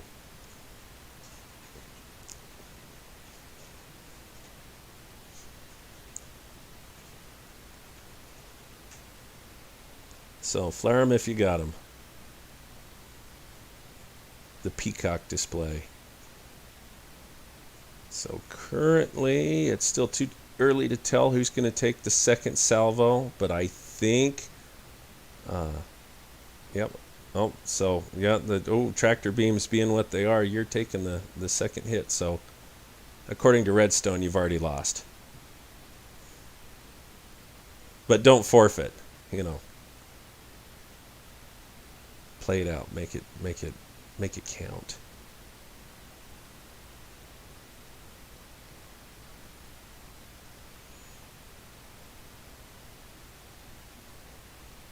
Okay, so Redstone took the second hit, which means that, yeah, he's delivering fire again. So if it comes down to who throws more punches in this kind of battle, then and there's this third salvo. So the tractor beam tactic usage is not having the effect that it needs at doing that. But I imagine these ships, based on a good center of mass, makes it so that they are actually hard to use tractor beams to rotate. Your best bet would be to continue to cause it to spin, but that would take away from your other navigating and battle tactics. But if you could do that, that would essentially give you the title of King of Tractor Beams, because you're able to pick new points to use those tractor beams on to accelerate the spin that the ship would have. Turning your opponent into a spinner is a good tactic if you can do it. but I don't know if the game provides or if the players have enough focus to be able to do that, especially with your opponent choosing different rotation and thruster tactics to do it. So the tractor beam has good push and pull, and if you could cause spin, then that'd be fantastic, but it might just be too complex even with the slowed down time.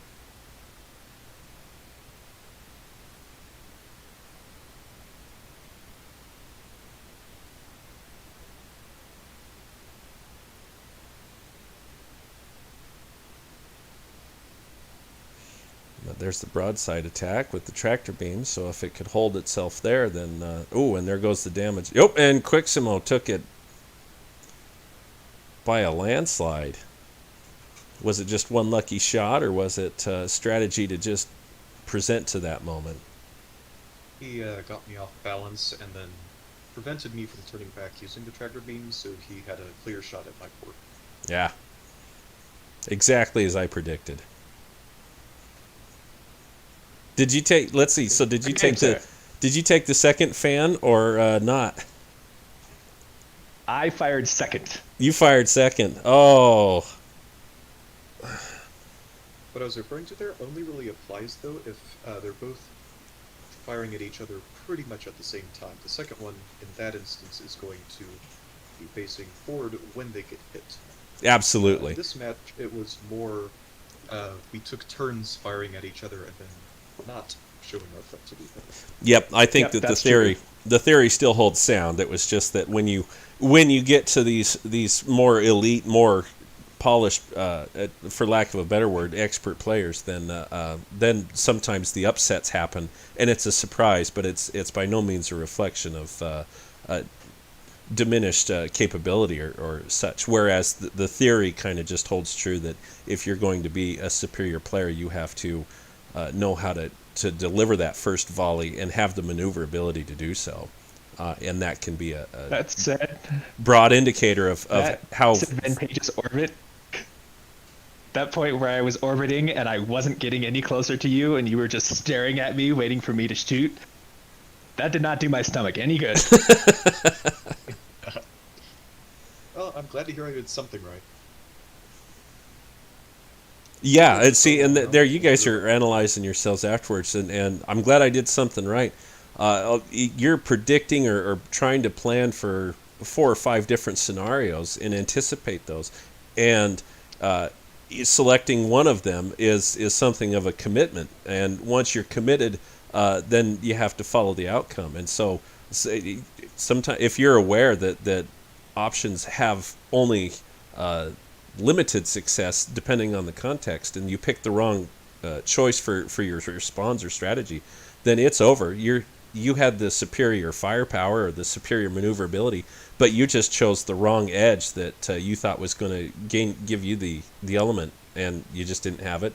You lose, and you walk away, but you don't have too much of a feeling of disappointment or frustration in your skill. You're just, oh, I picked the wrong strategy. But I knew the different strategies I could have implemented. So, glad I did something right. The firepower department. He also had me in the toughness department, so I knew I was going to have to use those tractor beams to actually continue to get his side, because otherwise, the tractor beams were going to be useless and I wasn't going to be able to do it. I was fairly certain I could get a side shot early, but you have so much damn side armor, I knew it was going to take more than one shot, and I was really concerned when the first shot didn't do it. Or the second one. I was a little hopeful at the start of the fight because 2 of my volleys went right in the same spot, and a third would have pierced you, doing a bunch of damage to railguns and everything. But I'm pretty sure you realized that and started using the tractor beams to counteract, turning in the opposite direction, stuff like that. Yep. And the avant-garde you were noticing was me pre-firing. I was pre-firing my tractor beams on myself in order to slingshot them, basically to double their range, which was how I was able to fly so askance to him and not look directly at him while I was trying to get to him, and then basically kind of slingshot myself to him. Yeah, the way tractor beams work, they have a starting range, and once they hit something, their range can actually, I believe it's double from that point. They're kind of like a rubber band. Oh, once it makes contact, right. A tiny piece of himself, he took the starting range and turned it to the maximum range, so he could get a lock on me from twice the distance. Yep. So now, in controlling those tractor beams, how much I guess time or gameplay investment does it require for you to do such as what I was talking about to try to get the spin going on your opponent? How much focus would that take out of your whole battle strategy brain power? It takes a lot. You have to focus. Typically, when you're using something like a slow rail fan anyway, you have to be very, very careful about your momentum and your rotation. And when you're using tractor beams, you have to worry about your opponent's rotation without over-rotating yourself. And you have to manage two different weapon systems at the same time. You'll notice, yeah, very much so. You'll notice there were a couple times where I could have shot him when my I was in a position to shoot him, but I chose not to shoot because I didn't have the right. He wasn't rotated right. So it's a lot more. It takes a lot more brain power and it takes a lot of practice, but it can get you some results. The thing is, if you're not good at it, you're better off just not using the tractor beam. Right. Yeah.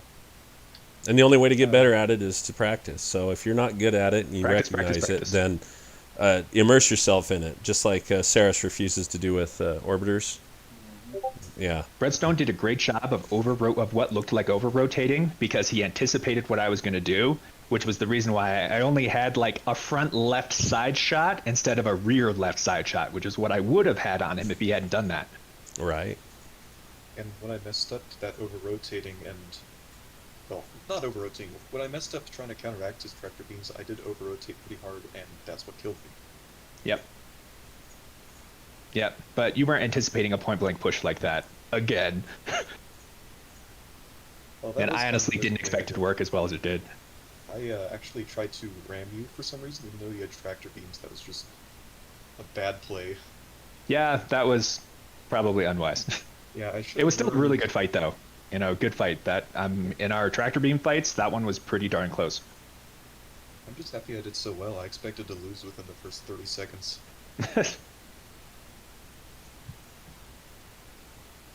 That is one of the components of these tournaments that does tend to grate on the individuals that have suffered from it, where that selection that you made on battle strategy and suddenly the whole round and everything is over and you lost because you made that one wrong choice and you still want to get back in there. I'm not ready to be eliminated out of this yet, especially when there's a lot of time between the battles. I've had to wait for an hour for my next match, etc. And then you tried one thing and it went wrong and it's over. And so ultimately, and I've commented on it and thought maybe we should do some different tournament ideas where we're going faster battles and less time and it's just get in and throw a couple punches and then take them back out in the winner and then you take best of 3 or such. Yeah, and there's Saris commenting on it, where he says that it's the same thing. Double elimination, it just takes more time, but ultimately it lets everybody participate a little bit longer in one avenue, and then at the same time the professionals, the leaders, the victors, the first through fourth or first through eighth, whoever, this is a stamina endurance battle too. You're committing your time and energy and it takes up a sizable chunk of your day, so you better be prepared to fight with the time sink that it takes to be at the top of this game. Oh, and I guess it's time to go because I was talking too much. So Danwood, Continuum. The wall versus the wedge. So Danwood, Continuum. Yep, Continuum's throwing down once again with his diagonal with the perma. And this will be an interesting fight because he's going up against the hybrid laser wall again.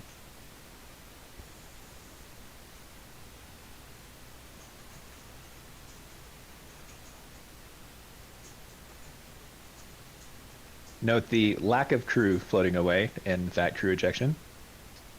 That's what you want to see. Oh, I should probably say a disclaimer for that god-awful ugly paint scheme on the last chip that I was using.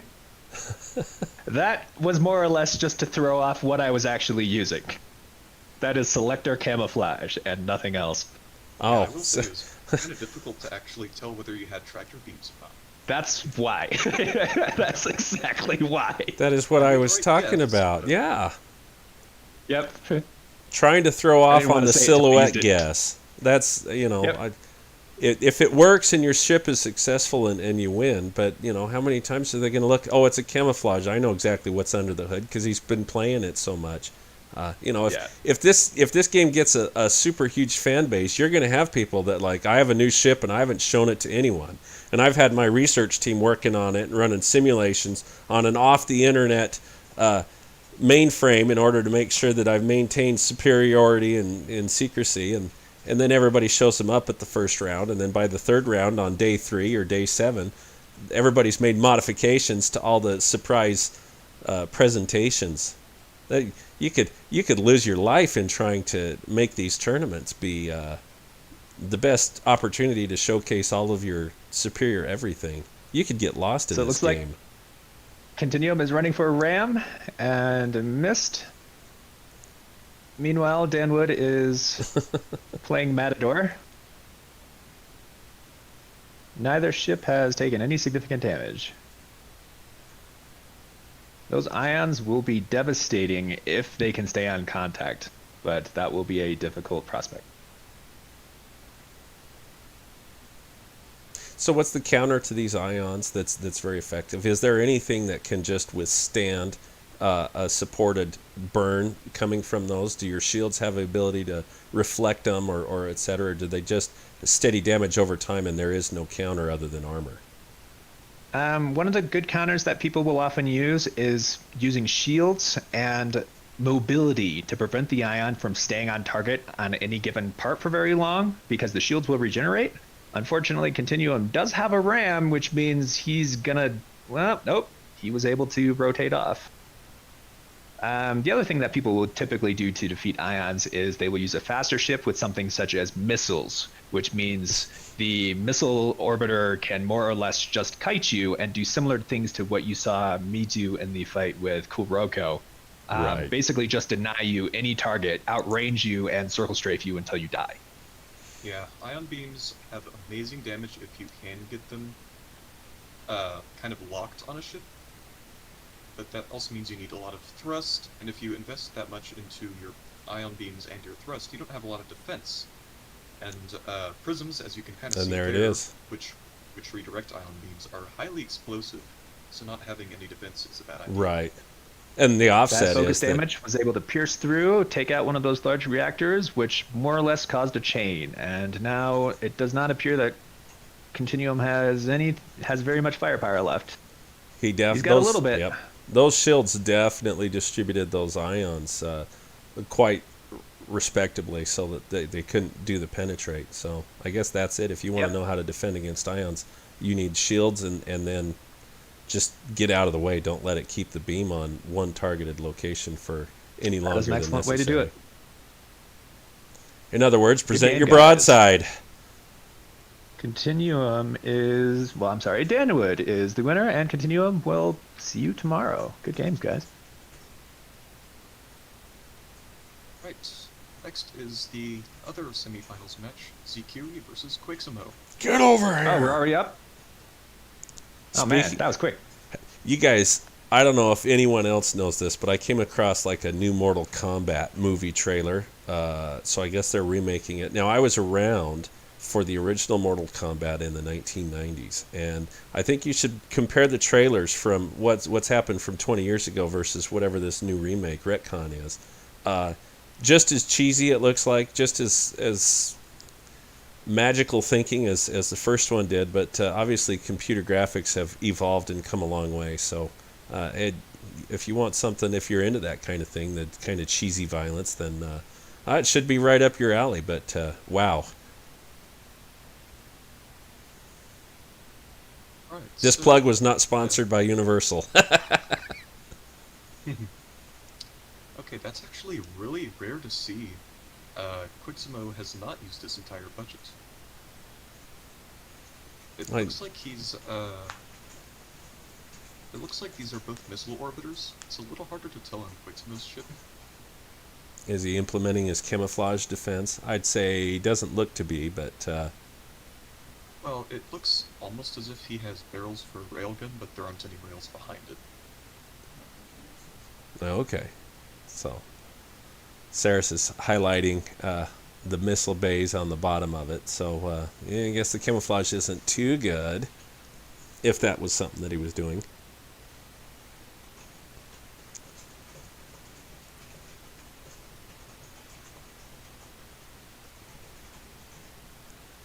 Oh, that's true. Yeah. You don't want to give a competitive advantage to an announcer. Oh, and he changed his design to... Oh, so they're going back and forth. Rails and tractor beams, says Saris. He's doing the exact same thing where you can see by the silhouette.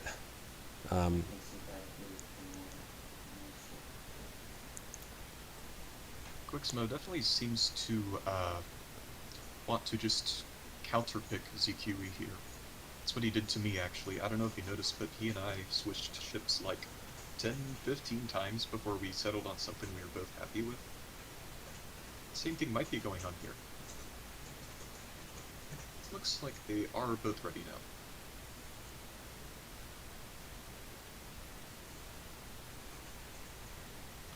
Let's see. I think I've seen both of these ships on this tournament. Yep. So over on the left with ZQ, he's... Yeah, so that was... Yep, he used that, and then, yeah, and then Quiximo, I don't know if I've seen this, but it looks like just a different paint variation. It's still pretty standard railfan with tractor beams, so a lot of armor, a pretty good center of mass, makes it hard to tractor beam around while also being able to do that. So we'll see if that strategy that he used last time of tractor beam control will really help him out this time. Yeah, tractor beams here are actually going to be kind of serving the opposite purpose. For me, it was trying to keep me off balance and everything, but against ZQE, he's probably going to try and use them to pull himself closer, prevent ZQE from escaping, give his railguns a chance to get in range and deal some damage to that backside of ZQE's ship. Right. That is ZQE's soft spot. So yeah, if he can get behind and then just hug him, the super glue defense. And let's see, where is ZQE's? All of his firepower is front loaded. Is that correct? Let's see. He's got all the missile bays in the back. So no, his job is just to kite and deliver. So is the missiles going to break through, or are the rails going to cut through? I think it all depends on their piloting and how it interacts with the tractor beams. Yeah, so Saris' point... If it weren't for tractor beams, ZQE would absolutely win this. The rails won't really be able to get through that front armor very well. But because of the tractor beams, it really depends on whether Quixmo can get those tractor beams to keep ZQE off balance. Right. So, yeah, and Saris was highlighting just a few seconds ago how Quiximo had targeted a specific part of his ship to use the tractor beams to give himself the slingshotting that he was looking for. Doesn't seem to have demonstrated a tactical advantage at this point, since the missiles are delivering just more punishment.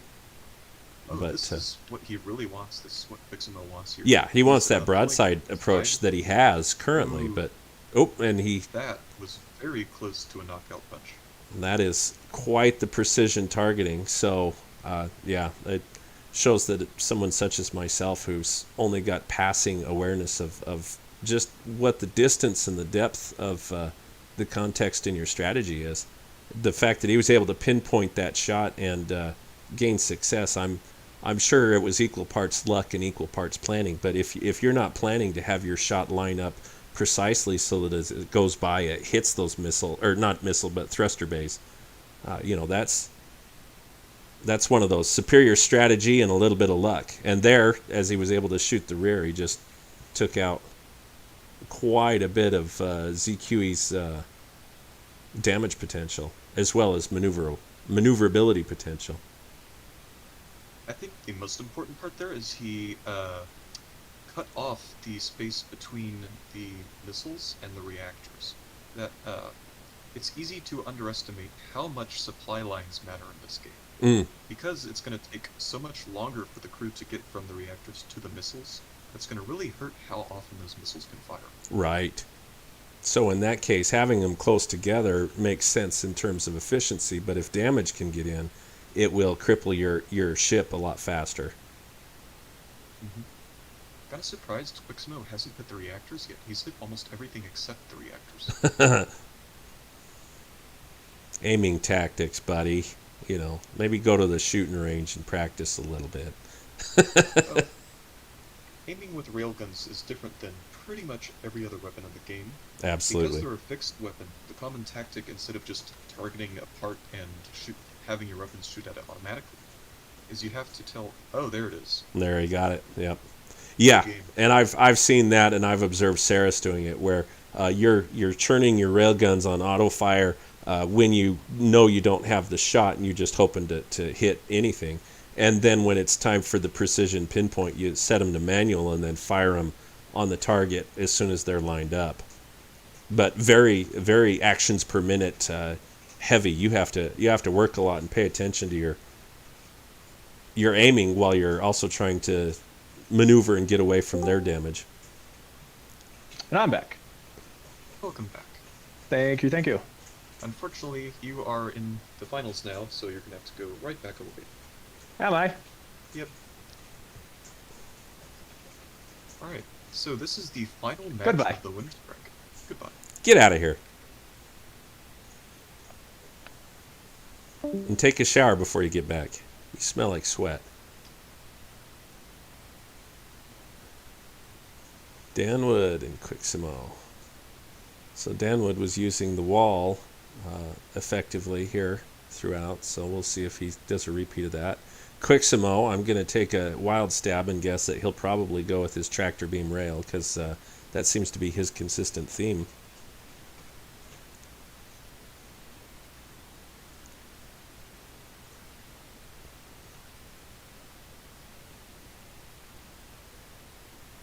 So, railguns are really good against walls, which is what Danwood has been using. Railguns, they have very, very high focus fire in one specific spot. They're able to Not so penetrate much, shields, aren't they? Or else just take them out on the first hit and then finish up on the second. Yeah, they have tremendous burst damage, very good focus fire, so it's great for just taking out single reactors behind a lot of defense and everything. You can see Quixmo going with his high DPS railer. No tractor beams, but lots and lots of guns. Yep.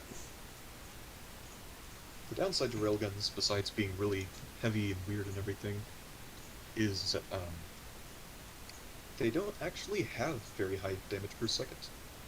To help balance out how ridiculous their burst damage and focus damage is, they have a pretty big downtime. So Right. if you're just trying to chew through armor or hit a bunch of individual targets or something, it can take a while. Old tricks are the best tricks. So it looks like he's got, oh man, that's a lot to count. 2, 4, 6, 7. So 14 different rails. Okay. Well, usually you see them in numbers, multiples of 5, or even 2s, but 14 works. We'll see if that's the superior nominal number for attacking a broadside. Yes, it's even. So It's very rare, actually, to see an odd number of railguns. very Just much because so. of the way you have to power it up. Yep. So I see Danwood's taking the aggression display to an early start, and did Quiximo have any tractor beams on that? He's No, supposed to be he's putting out attached his to his aggression front. flare display as well, but maybe he's just ejecting his armor. Looks like he's gonna start spinning. That's another tactic I'm surprised we haven't really seen more. In railgun ships like this, you can just spin around, and a lot of the damage will get distributed, and that also allows you to reload your railguns without having them Precisely. anywhere close to facing the opponent. The entire premise Makes it for very making safe. spinners. Oh, and he penetrated all the way through on that first shot, but now he's See, even if he is spinning, he's got to endure all that punishment the entire time as he's trying to go. So, and it looks like he's doing it effectively. So, Yeah, spinning is a very good tactic against stuff like this. Spinning is not usually very good against rails because, again, burst damage. yeah, This is probably going to see another reactor blown. he powered through. Oh, almost. He powered through Very that close. that middle third of it, and it looks like he was only 2 or 3 armor plates away from penetrating. But Danwood's already at 66% performance capacity, and now he's down to 33. So. Yeah. Looks like Quiximo had decided that tractor beams weren't even going to be integral to pulling victory this Well, time. I think the big reason for not using tractor beams is because by not using his tractor beam ship, that allows him to pick a ship that has more railguns, gets better damage. I don't Right. think his tractor beam ship would have been able to actually kill that reactor in one volley. I think it would have taken 2, Mm-hmm. probably 3 for these ones at close range. This is where. His armor is starting to get hurt a little bit, but Yeah. definitely, yeah. There it is. This is where knowing the effective counter to a wall with a rail just delivers. That's insider knowledge, or else one of them decided to throw the game. So if anyone has any money on this, there's the battle to investigate. It seemed a little too one-sided to just be coincidence. Honestly, this entire time my money's been on Quiximo. He's actually surprisingly new to the community, but he just shot straight up the ranks, and he's one of the best players in the community at this point. One of the best builders, too. Alright, so I'm back. Quiximo wins the winner bracket finals. So tomorrow, at the same time, we will have the losers bracket, and the winner of the losers bracket will take on Quiximo for the win. Cool. Sounds fun. That was the semifinals of the certain semifinals. It's not the finals, sort of. Depends on how Quiximo does tomorrow. Alright, well, thank you everyone for watching. I think Saris wants to do a bonus match here if we want to throw it down. Whiteout versus Nerd Rage. What's the? Oh, okay, Whiteout from Pokemon. You know, when I was an adult when Pokemon first entered into the scene, and they started using Whiteout instead of Blacked Out, and I just couldn't I figure don't know out. anything about that. I have not played any Pokemon. I couldn't figure out why they even needed to change it. You know, because Blacking Out, you know, everybody kind of knew what it was, but maybe it was just not PC enough or not non-aggressive enough. We need it to be non-aggressive, so we're going to call it Whiting Out. And Yeah, maybe something fainted. changed with the rating, and they had to tweak it. Alright, so Whiteout, I've bought this before. It is a gigantic cannon wall with a whole bunch of forward thrust. So what it likes to do is just ram opponents head on and just maul them with the cannons. It's also very tricky to kill because, as you can see, it only has 2 reactors powering the entire thing, and those reactors are behind most of his armor there. So you're first to choose whether you want to go straight down the center, try and take out his reactors first and win, and get pummeled in the process, or try and take down his cannons one by one, which takes a while because cannons have built-in armor. Just a good old-fashioned beat each other to a pulp, and then see who's still left standing after all the twisted and molten metal is removed. Yeah, you can really see the power of large cannons there. They're not often used because they take ammo. They take a lot of ammunition, and ammunition is explosive. And besides that, they're also inaccurate and short-ranged. They have a lot of drawbacks, but if you do get it to work, they can do massive damage like you're seeing here. Yeah. The best way to think of them would be slightly more controllable nukes, but ultimately that's about it. The reward for the damage potential is that they are slow to reload and they are hard to aim properly. But they're It's kind of like a shotgun as opposed Exactly. to like railguns being a rifle or something like that, it hits a whole lot harder, but it's less accurate and harder to use. And so here's Quiximo showing that while it does have some viability as a strategy if you want to use large cannons, probably he picked the railgun first because he knew it was more able to comprehensively resist any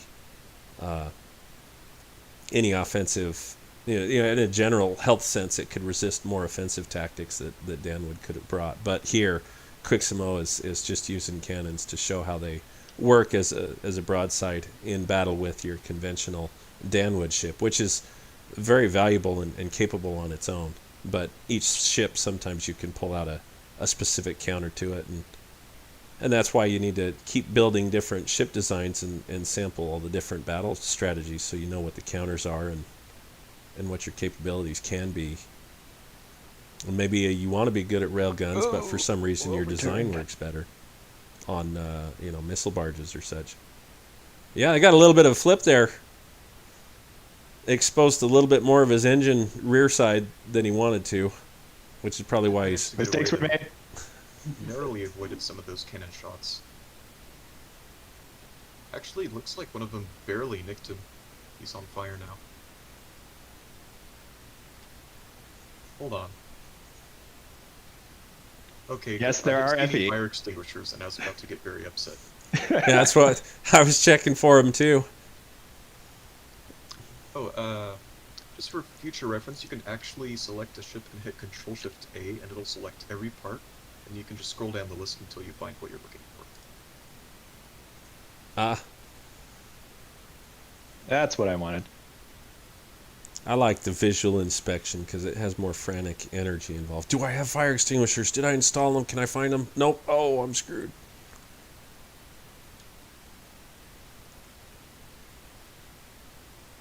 That cannon barrage, just when it's well presented and sighted in on a broadside, they just pummel. Yeah, it's a lot of firepower. Cannons are stopped pretty much dead by armor, though. Armor has a very high penetration resistance, and cannons do a lot of their damage using penetration. They penetrate very deeply, and they can start a lot of fires when they do that. And of course, armor can't catch on fire, and it will take most of those really high piercing shots and stop it. Railguns do the same thing. They rely very heavily on pierce, which is part of why they do so bad against armor.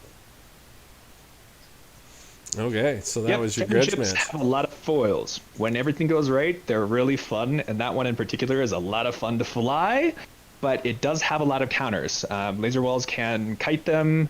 Missile orbiters that are fast enough will absolutely rip them to shreds, but if it gets to go head on with another wall, that's basically the best case scenario. Or if it gets to pivot on like a missile barge or something. Right. I do believe Saris is going to end the stream pretty soon here, so again, thank you everyone for watching. This has been part 1 of 2 of the 2021 February Cosmoteer tournament. Good games, everyone, and we'll see you tomorrow. Thank you for watching. Get away!